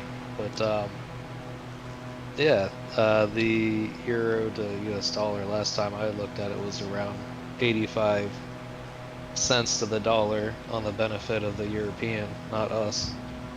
And I was like, because last year I was there, it was a lot closer to 1-to-1. It does make a difference. Yeah, that was one nice thing when I was a kid and we lived in Germany. It was the other way around. The dollar was worth more than the Deutschmark. So my dad's paychecks went a long ways. Yeah, now it's the other way around. When I came here from Switzerland, we just took my Swiss salary and converted it in Canadian dollar, and then it was fixed on that. I got normal raises that my Swiss colleagues also got. But with that was 3 years ago, my salary lost about 20%. If I would take it back to Switzerland, it lost about 20% of value. Oh no, that's not the way you want to go. Nope. That's significant too. That's significant, absolutely, and that's what I mean. Like, going to Switzerland became about 20% more expensive. Switzerland is not a cheap country to start with, No. as we all know. But yeah, so I didn't plan to go to Japan again, but might be the reason why. We avoided, when we were doing some traveling around that area, getting hotels and eating too much in Switzerland because it is expensive. If you get a couple beers and a pizza, you're looking at like at least $40. Oh yeah, for $40 you're not getting a whole lot. That's 2 beers and a pizza. Yeah, sharing a pizza. Yeah, No, but obviously in winter when you go skiing, the whole idea of going super cheap is not as easy because, yeah, you're not sleeping outside or anything Right. for obvious reasons. Not for very long, anyways. Well, just generally, skiers aren't known to be a cheap lot. You know what I mean? If you're into skiing, Yeah. you're probably not broke. That and ski regions, ski areas tend to be luxury, high class. While I'm not going to any luxury hotels or stuff, I'm going the cheap route or try to go the cheap route, but more so I can go ski longer. And I don't care enough, but still, even the cheap hotels in a ski resort tend to be way more expensive than some beach hut somewhere, I don't know, in Mexico or something.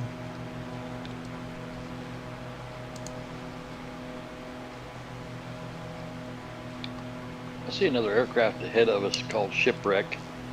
It's in a Blackbird MH60, and it's like 90 miles in front of us, and then I can see his name tag. Oh, so he will be more or less at our arrival airport. You can't see the name Shipwreck in front of you there, Laser? No, I do not. He might be in the clouds for me. Yeah, I can see him, and we are 90 miles out of the, approximately 90 miles out of our destination, so he might be around there. Yeah, maybe so.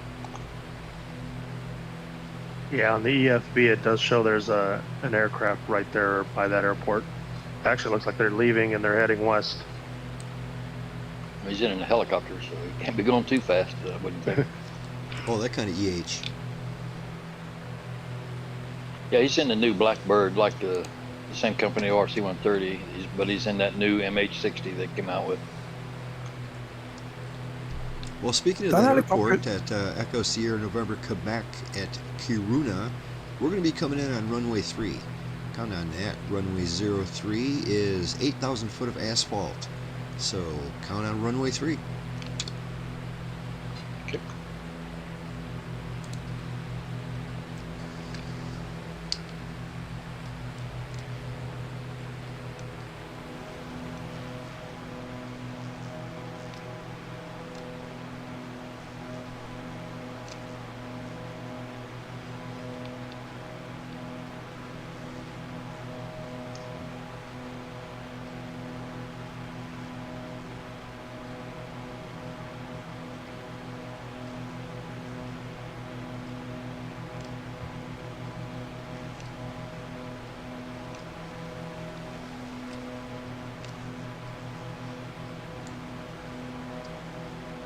Geez, Longhorn, you trying to steal Tylenol out of the back of my airplane? I'm just checking on the condition of your patient that you seem to be neglecting. He's fine. He's faking it. You That's just probably don't the dump him last out thing your you want to cargo. hear. Last thing you want to hear your doctor say, huh? He's faking it.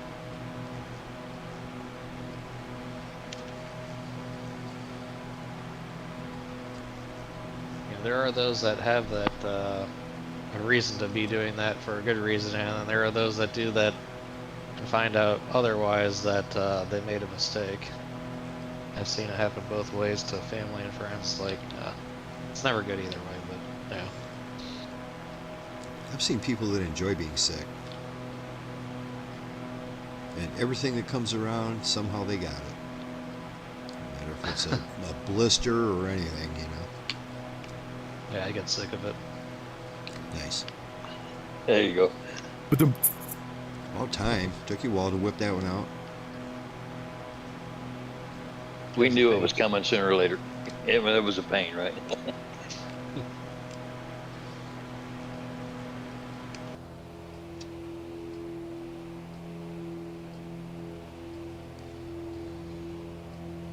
I'm going to bump my speed up to 190. See if we can... Oh, there's probably- actually quite a lot of people over there. Over to our maybe 11 o'clock. Yeah, I'm seeing them too. Even at Florida, man, that's scary. You guys better watch out.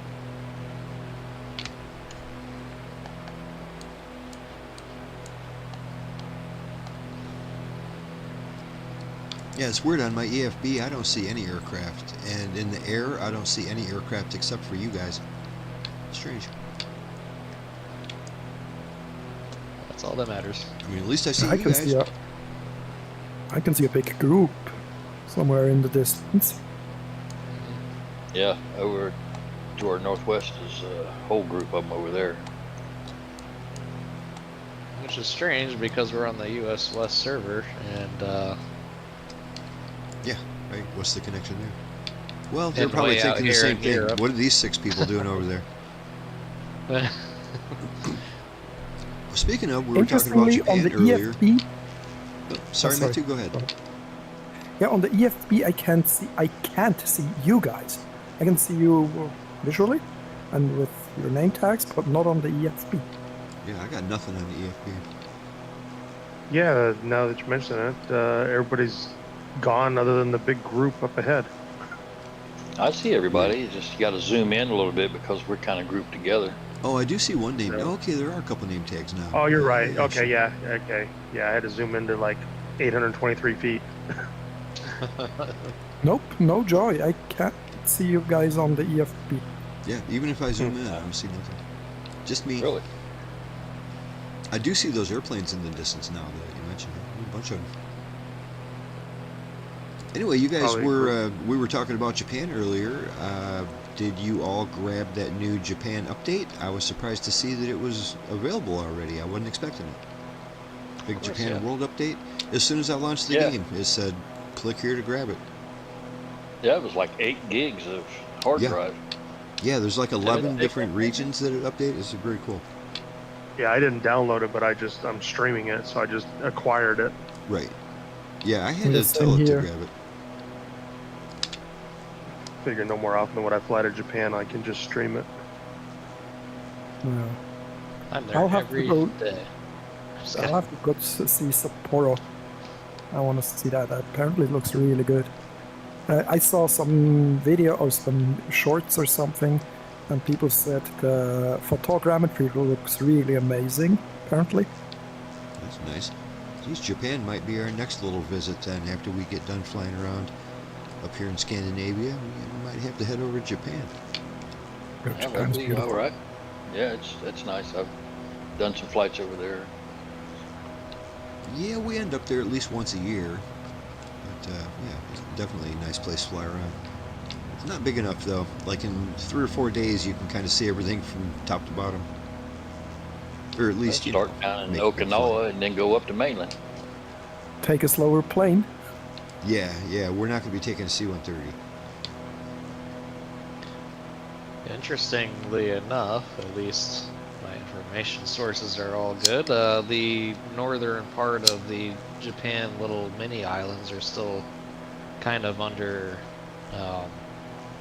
question of who owns it, Russia or Japan. That's been going on for a long time. That's, Yeah. The archipelagos. You know what we might do is we might fly the C-130 to Japan. Now that'd be interesting. I mean, go like the big high altitude, long distance and see if we can make it in one day. You know? I'm sure we can if we take off from like the tip of Alaska there. Take off from Sarah Palin's house. We'll be in Japan soon. yeah, there's a lot of islands you could stop at Yeah. along the way. A lot of little Kwajalein, Yep. Wake, and so on and so forth. Guam. I hope it Japan's out. Wow. Oh man, took me way longer to realize the pun. And, Yep. Yeah, you got to learn, Travis. You got to learn who that is and what he does. Straight into the frying pan.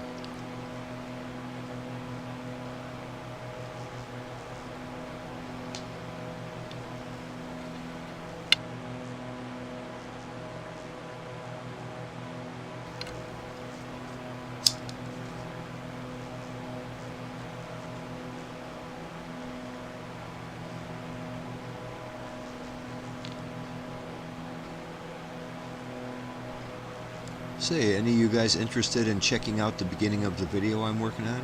Earlier I was talking about how I'm using that just for shits and grins, I ran my script through a song generating program, and it generated a song out of my script.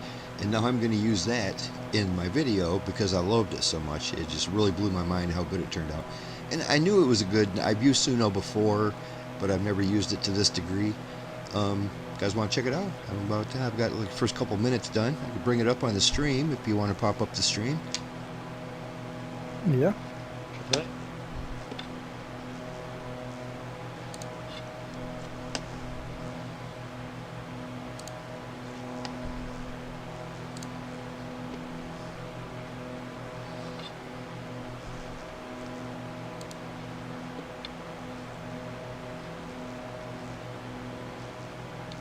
Let me know when you guys are ready, and I'll push play on that. I'm ready.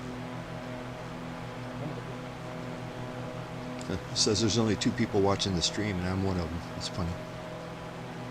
Not haha funny. Well, I just turned it on, the one that's in here in Discord that you have. I just Right on. opened that one. Yeah, you should see all my video, big list of them, all that kind of stuff. Good. Everybody all More set? people watching, right? This is a work in progress, but I thought it was pretty funny, and I decided to use it in the video. A lot of people ain't gonna like that I used an AI song. People get triggered over that kind of thing, but screw them. It's a one-time deal. I'm making this Hey, I video don't for care. myself, you know. This video is for me. If nobody watches it, it's my own fault, but I like it. Ready? Here we go. I'm gonna go ahead and hit play.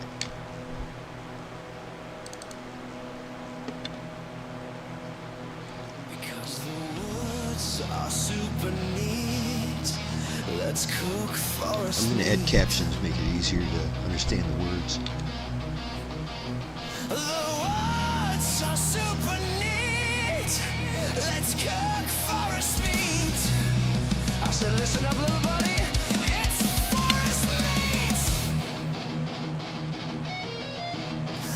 Hey, everybody. Lazerbolt here. And welcome to another episode. Okay, bear with me here. This one is gonna be pretty weird. You see, I wanted to see what would happen if I loaded the entire script for this week's Yeah, I got that episode same type into a of shirt. little AI song generator program. Turns out it made me laugh super hard, and I decided to use it just for fun. Don't worry, this won't replace how I make my regular videos. Just having some fun. Now let's cook. So today we're gonna smoke a big old 9-pound brisket on the charcoal grill here. Let's just get that wreck out of the way.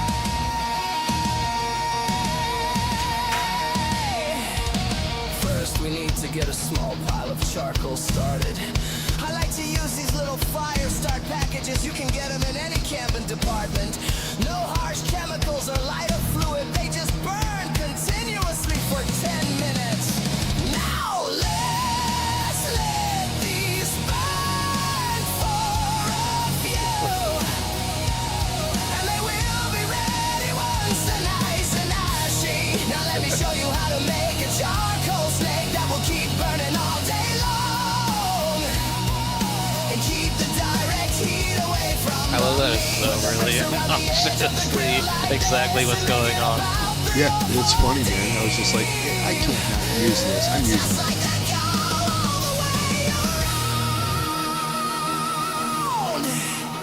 I love how the singer is so Now serious, what will dude. happen here is we light it on this end, and the snake will continue burning slowly all day long. Super neat. Oh, that's not right. You're explaining it.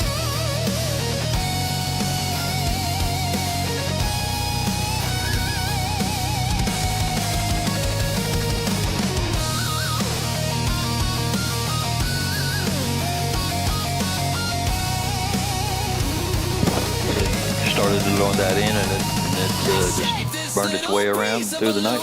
Yep. Cool.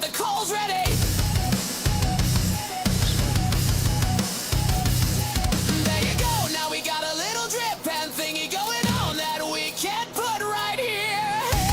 Handy. Okay. Now it's time to grab that brisket and get it ready for the grill. They're just so bad they're good. Oh, just look at this beast, what a monster!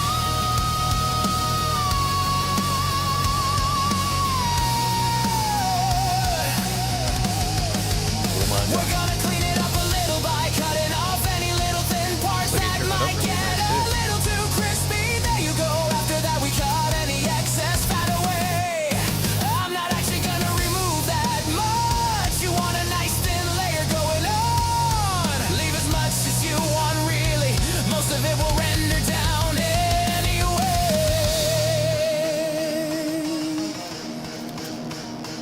Now, let's get to seasoning this bad boy.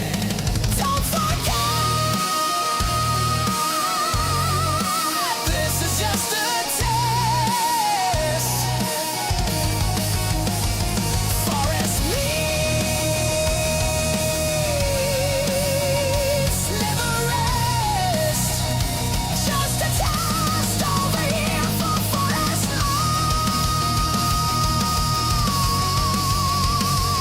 lights. Baby, baby, baby. Ooh, yeah, forest meats.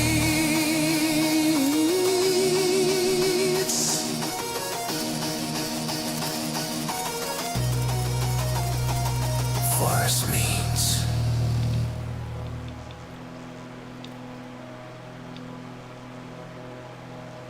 Yeah, still a work in progress, but I thought, I'm doing this. I don't care if everyone hates it or not. This one's for me. It's pretty funny.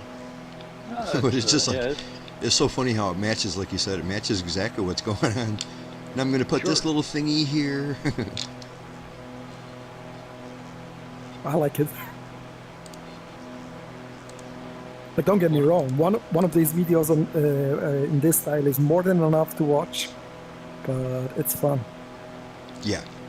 Well, I'm now that that's about 4 or 5 minutes long, and I'm a little worried that it might be a bit much. You know what I'm saying? Already after 4 minutes, it's like, the humor's wearing off. You know. Yeah. So Yeah, shorter is maybe. always better. I mean, I don't want to make a 15-minute video that's all like that. That would be a bit much. Shorter is always better. If you can shorten it a little bit more down, I think it gets better. Well, yeah, It's because I fun mean, to at this rate, it's going to be a 12-minute video. I just got it on the grill. I haven't even started yet. So, Yeah, it should be the whole video to be fun as a joke, shouldn't be longer as it is now. I think Right. that's like the max attention span where I would like to watch or listen to the song and everything. Yeah, what I think I'm going to do is I'll make it like a regular song length, about 4 minutes. You know, a regular song is about 4 minutes. And I think at the end of the song, I'm going to change the lyrics and have it say something like, okay, this isn't as fun as it sounded at first. It's getting a little bit old. Let's just, end the song here. And then the song ends. And then I just go into my regular narration and say, okay, that was fun, but here's what you do from here on, And do the rest, do something the like other, that. the final 2/3 of the video is going to be like a normal video. Because like I said, I'm a little worried that, I don't know, even I don't want to watch that for 10 minutes.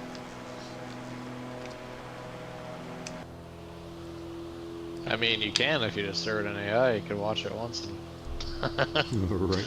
enjoy it whenever you want.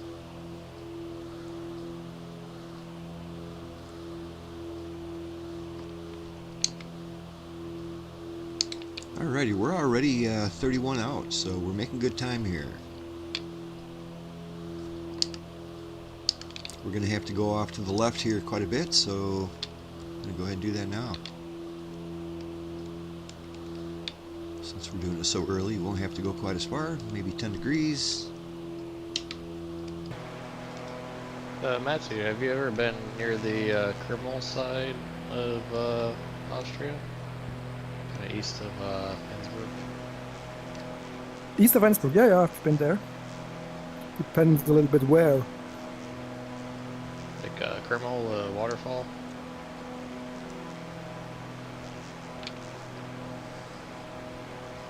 Let me check. How do you... give me 1 sec.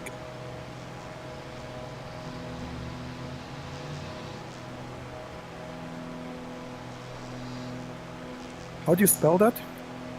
Krinnl. I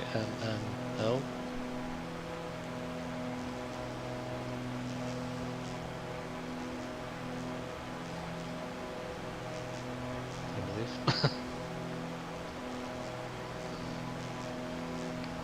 Not specifically like any places like right there, but like that general area. Yeah, I'm have to look up where that area is. Criminal art. Yeah, criminal Vaasa-Airport. Let me check.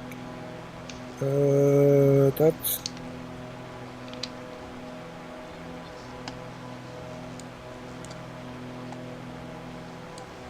Y'all better check your. Innsbruck, Rügen, Pritzbühl. Yeah, I've been a little bit further. Like, I've been in that area, not exactly there. I drove past there. I've been in Zellam, Zellamsee, which is just a little bit more east, and I've been in Kritzbühl, which is a tiny bit north. Okay, that's kind of the area where I normally go to. Oh, it's beautiful there.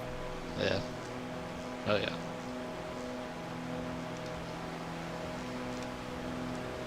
Y'all better check your fuel level. I've got a low level light on left and right main, and I mean it is right on 0. Must have been an extra long flight tonight. It's an altitude, so you can glide in. See, Well, you're all Longhorn flying the just same hauling airplane as ass. I am. Longhorn is just going like a bat out of hell over there. Yep, my fuel gauge is almost on 0, both left and right main. And I've Good got thing the we're- low level light and warning We're lights almost on. there. Oh, did it give you a light? Yeah, over on the left hand side of there's a row of lights over there, and my low level lights are lit up on the dash over on the left side of the cockpit. Oh, you know what? I think I've still got mine set for infinite fuel. You I- dog. Well, I put it on infinite fuel because I was looking for animals a couple of days ago, and I like to use that electric. They got that electric copter kind of thing. It works really good for like going low and slow and super maneuverable. And when you find one, you can land. But the thing is, it's only got like a 15-minute charge, so I put it on infinite fuel so I didn't have to recharge it every 15 minutes. Oh, I forgot to turn it off. Well, if you crash, I'll come back and get you. Well, you got to work on my left arm already. That too done saw that off for us. I'm gonna drop this bird down 2,500. Well, I'm going to leave it and just see if I can make it or not. We'll see.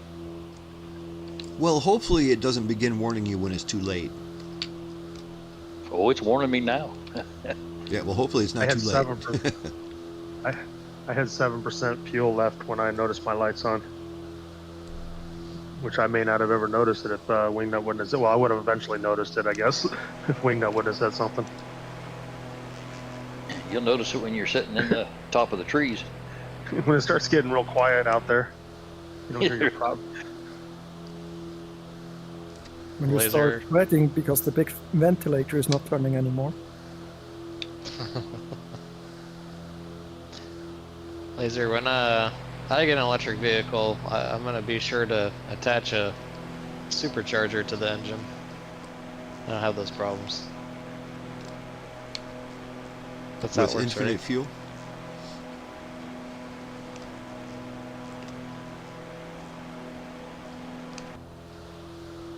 Well, you know, they had superchargers on, you know, like the Dodge Charger and, you know, these cars and stuff, but why can't you put it on an electric vehicle? Well, a lot of people have superchargers in their garage now, right? Different kind of supercharger. Yeah, but if you get it attached to your vehicle, it's even better. It's like putting racing stripes on your car. That much quicker. Huh? That's what I've been told. Y'all notice how dirty that windshield's getting?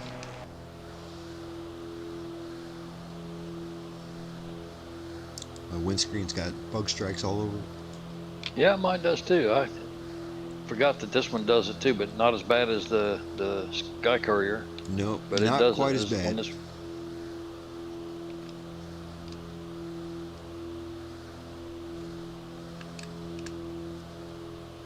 All right, we're only 11 out. We ought to be seeing the sign of it here before too long.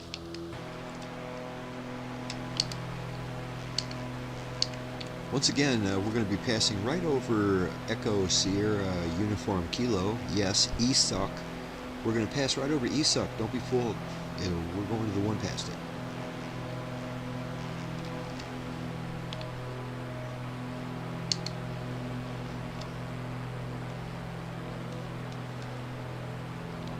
Call it the European Vacuum Airport.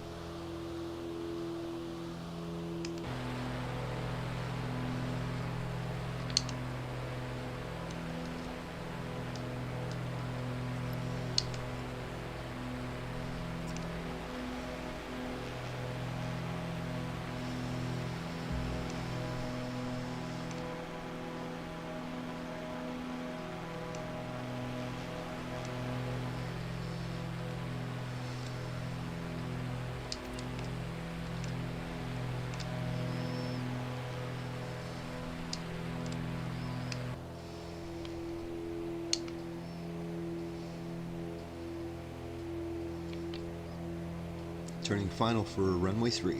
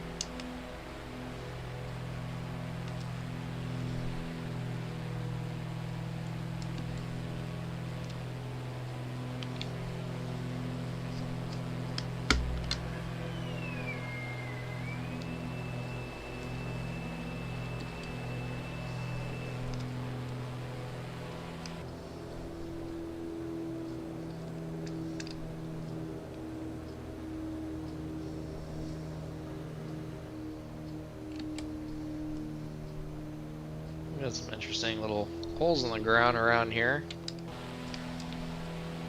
Used Like to be a golf course. glitches or actual holes? It's a hole with a lake inside, like with a sharp cliff on around the edge. And a small one too.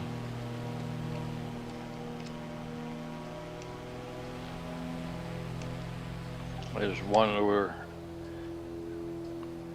Oops, I got a warning horn. Must put your flaps out before your gear. Yep, that's what it was. Yeah, it does that Stupid to me. Like any amount of flaps, it'll start complaining unless you got your gear down. Yep, I forgot that.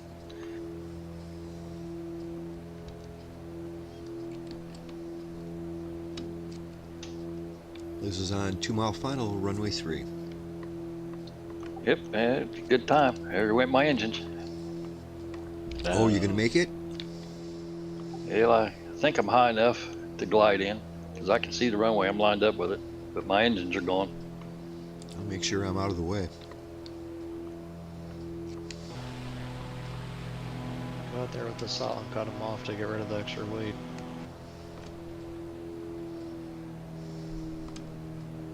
Wish I could feather the props, you know, but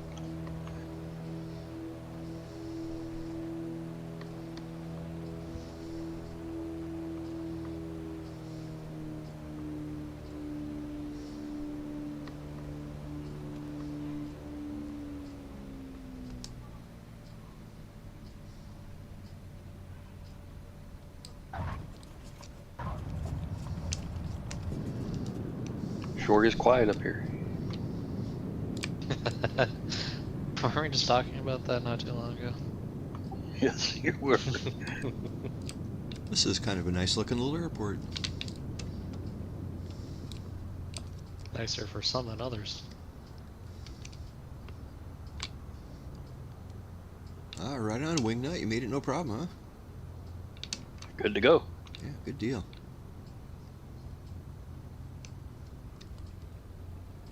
We'll send a truck out with some gas so you can taxi.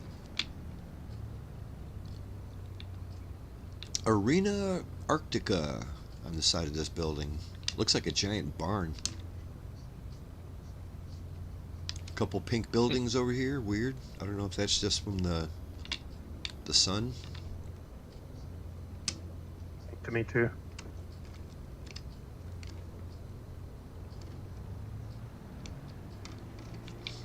Want me to push you into a parking space, Wingnut? You may have to, because that's about as far as I can coast. That's about it. Well, I'll park up here right next to you, and we'll make this the line. I can't believe I made it this far. Hey, at least you're not on the runway. Right Yeah, on. this flight must have been a little longer than last week. Weird. Last week took us longer. We must have took our time more.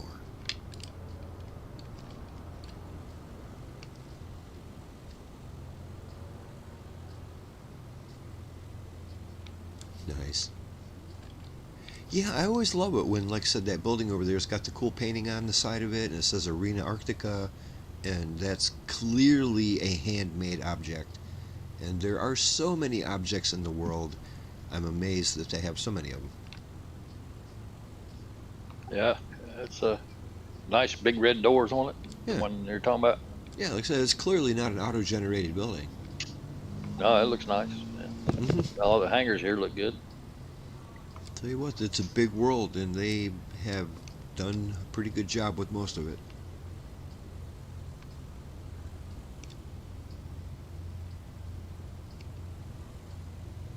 Howdy, howdy. We're just having a little meeting on the tarmac over here. Yeah, it's my fault. I ran out of gas. Well, you did it the right way. You came down safe. It's kind of good that you noticed it, really. It would have been weird if you didn't. Your engine shut off, you didn't know why. Yeah. Oh, I would have made it. I would have made it with 5% left. You had 5% still left? I would have. I added fuel when I saw the lights were on, so I was at 7%. So I put 20% more in, so I was at 27%. I'm still at 25%, so I only used 2% more from when I was at 7. So I would have made it with 5%. Now, Well, I don't know if that 5% would have let me continue or not, or if it would have died on me at 5%. Right, I think we could add more fuel at the beginning of the flight, right? Isn't it like default it only gives you like half a tank, so you can always add more before you even take off? So we would have had enough if we would have known. Yeah. I think somebody wasn't running his plane on eco mode. What are you insinuating over yonder?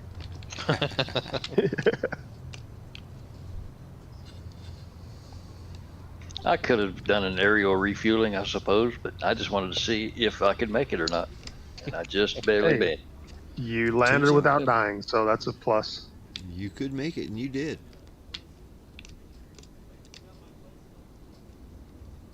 That is the first step to reusable aircraft.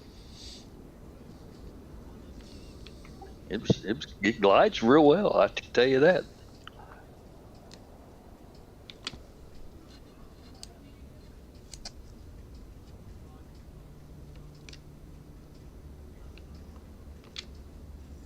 Yeah, Matt, you coming over here to get my arm and take it over to the ambulance plane?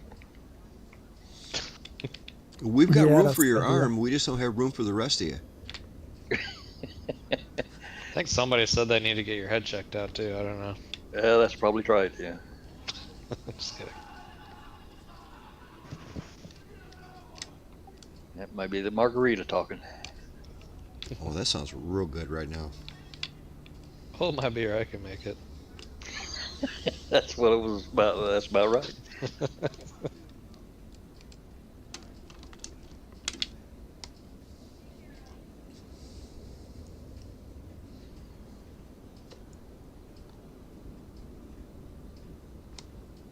The great thing about the simulator is that you can try so many crazy things that you could just never do in real life.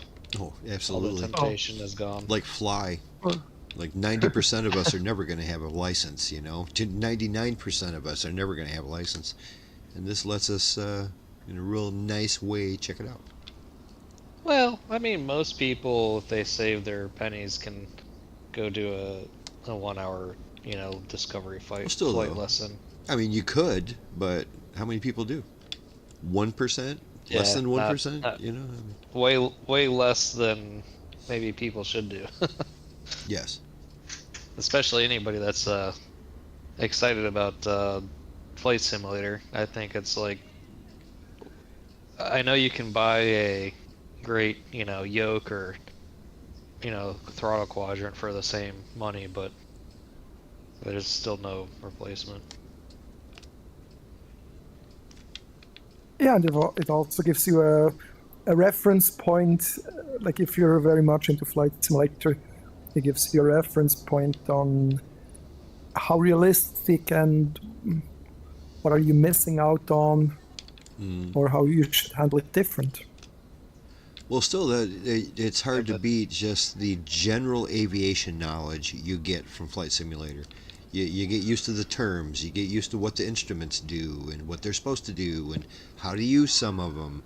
And that's a lot of that translates over to real world aviation just fine. Maybe not the actual feel of it, but just getting exposed to aviation. A lot of that stuff is, concepts that you don't need to learn now. Also, if you fly stuff like VATSIM, apparently you lose a lot of the fear and of using the radios, and Right. you I get can a see that, confidence from a certain confidence already from the beginning. Yep. And they take it serious enough too that you got to take it serious as well. So that alleviates a lot of the.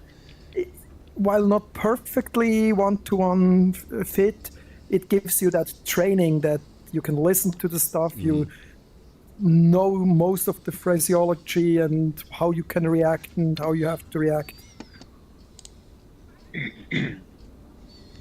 Yeah, the VATSIM's pretty good, but the sim is really great for learning things, and it's hard to know or not to know without, of course, getting into it and knowing, but it can pick up some bad habits, so just...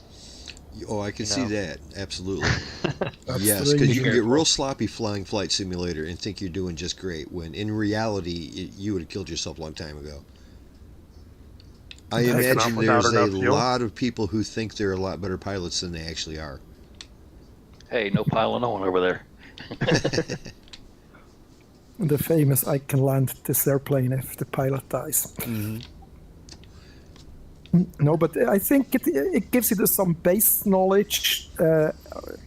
Doing Flight Simulator gives you a lot of base knowledge about like instruments. You can read them, stuff like that. Yeah, it's a great way for that. And I think it helped. From what I heard from friends as well, is it helps you a lot on IFR. Once you get into IFR and use it as a procedure trainer, not the actual flying, but the procedures, how you use your instruments, how you do the procedures, all that stuff. And you've already at least been exposed to some of that just by flying Flight Sim, And I think people don't realize that one of the most important parts of flying is navigating.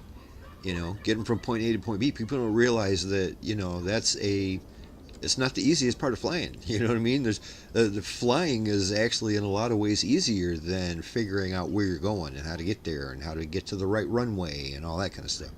And like I said, a lot of that might translate over. Like I said, just general map knowledge, general, what a heading bug is, what a compass is, what your artificial horizon is supposed to do, and all that kind of stuff. Oh yeah, it's taught me a whole lot. I mean, I've been around airplanes my whole career in the military as a crew chief and never knew anything about avionics and things like that. So this taught me a lot more than I thought I would ever learn. Still jealous all that time you spent in them Herky Birds, man. That's great stuff. What a bird. Good memories too. Good memories. just the smell of real aviation. You know, it Oh smells yeah, legit. boy. You know what I mean? It just Yeah. it smells legit. The avgas, and it's great. Oh, there's nothing like waking up first thing in the morning, having that first cup of coffee, and smelling the JP4 on the flight line. Yeah. One huge mining operation out here. Mining? Really? Where you at? Did you see those hills and stuff just as we were coming in? It's got a big red and white tower on the top of one of them. Yeah, that's what I was looking at on the way in. That's Yeah. a mining operation. Yeah, I just flew. I'm over it with my drone, and you can see all the little trails of stuff around. And I don't know what they're mining for, but Huh. they look a lot like the open pit mines I used to see in Arizona. Big piles of all kinds of weird stuff out here. Maybe it's a rock quarry or some. Mm. Maybe some minor minerals. Maybe. Well, gentlemen, it was fun. I wish you farewell. Have a good night. Right, Maybe buddy. see you next week. Yeah, All hope right, to see you next Travis. week. We might Good be a flying couple. with you. Might be a couple pilots short next week. If some of these guys might be on vacation. But for I'm a gonna monkey, we'll see try. you, Travis. Yeah, I'll I'm gonna try to try make to- it, but we're taking off Saturday, so a week from tomorrow. So I know for sure I won't be here a week from Friday. Oh, right on. Well, hopefully Right, Friday same with you'll. me. Same with me. I'm leaving next Saturday too, so hopefully I'll be The with you whole next Saturday? Friday. But Yeah, hopefully you guys ain't too busy packing on Friday. You guys going on a date? Separate I'm trips. just kidding. I'm going to West Virginia. I don't know where he's going. I'm going to the coast again. Go camp There you out go. on the ocean or on the That did look- beach. Those pictures you showed last time look real nice. Well, if I don't talk to you next week, enjoy your trips. And I'll catch you guys next week if you're Yeah. around. Take care, Travis. All right. Always fun seeing you. That was good to see you. Yeah, I think I'm just going to go ahead and shut the stream down now, too. That was a fun flight. Enjoyed flying from Finland up to the northern part of Sweden. That was a good time. We're going to be taking off out of here next week. I'm not sure exactly where it's going to lead us to, but there's a couple of cool places off to the east to check out, and that's probably what we're going to be doing. So I hope everybody enjoyed the flight tonight, and we'll see you next Friday. Good night now.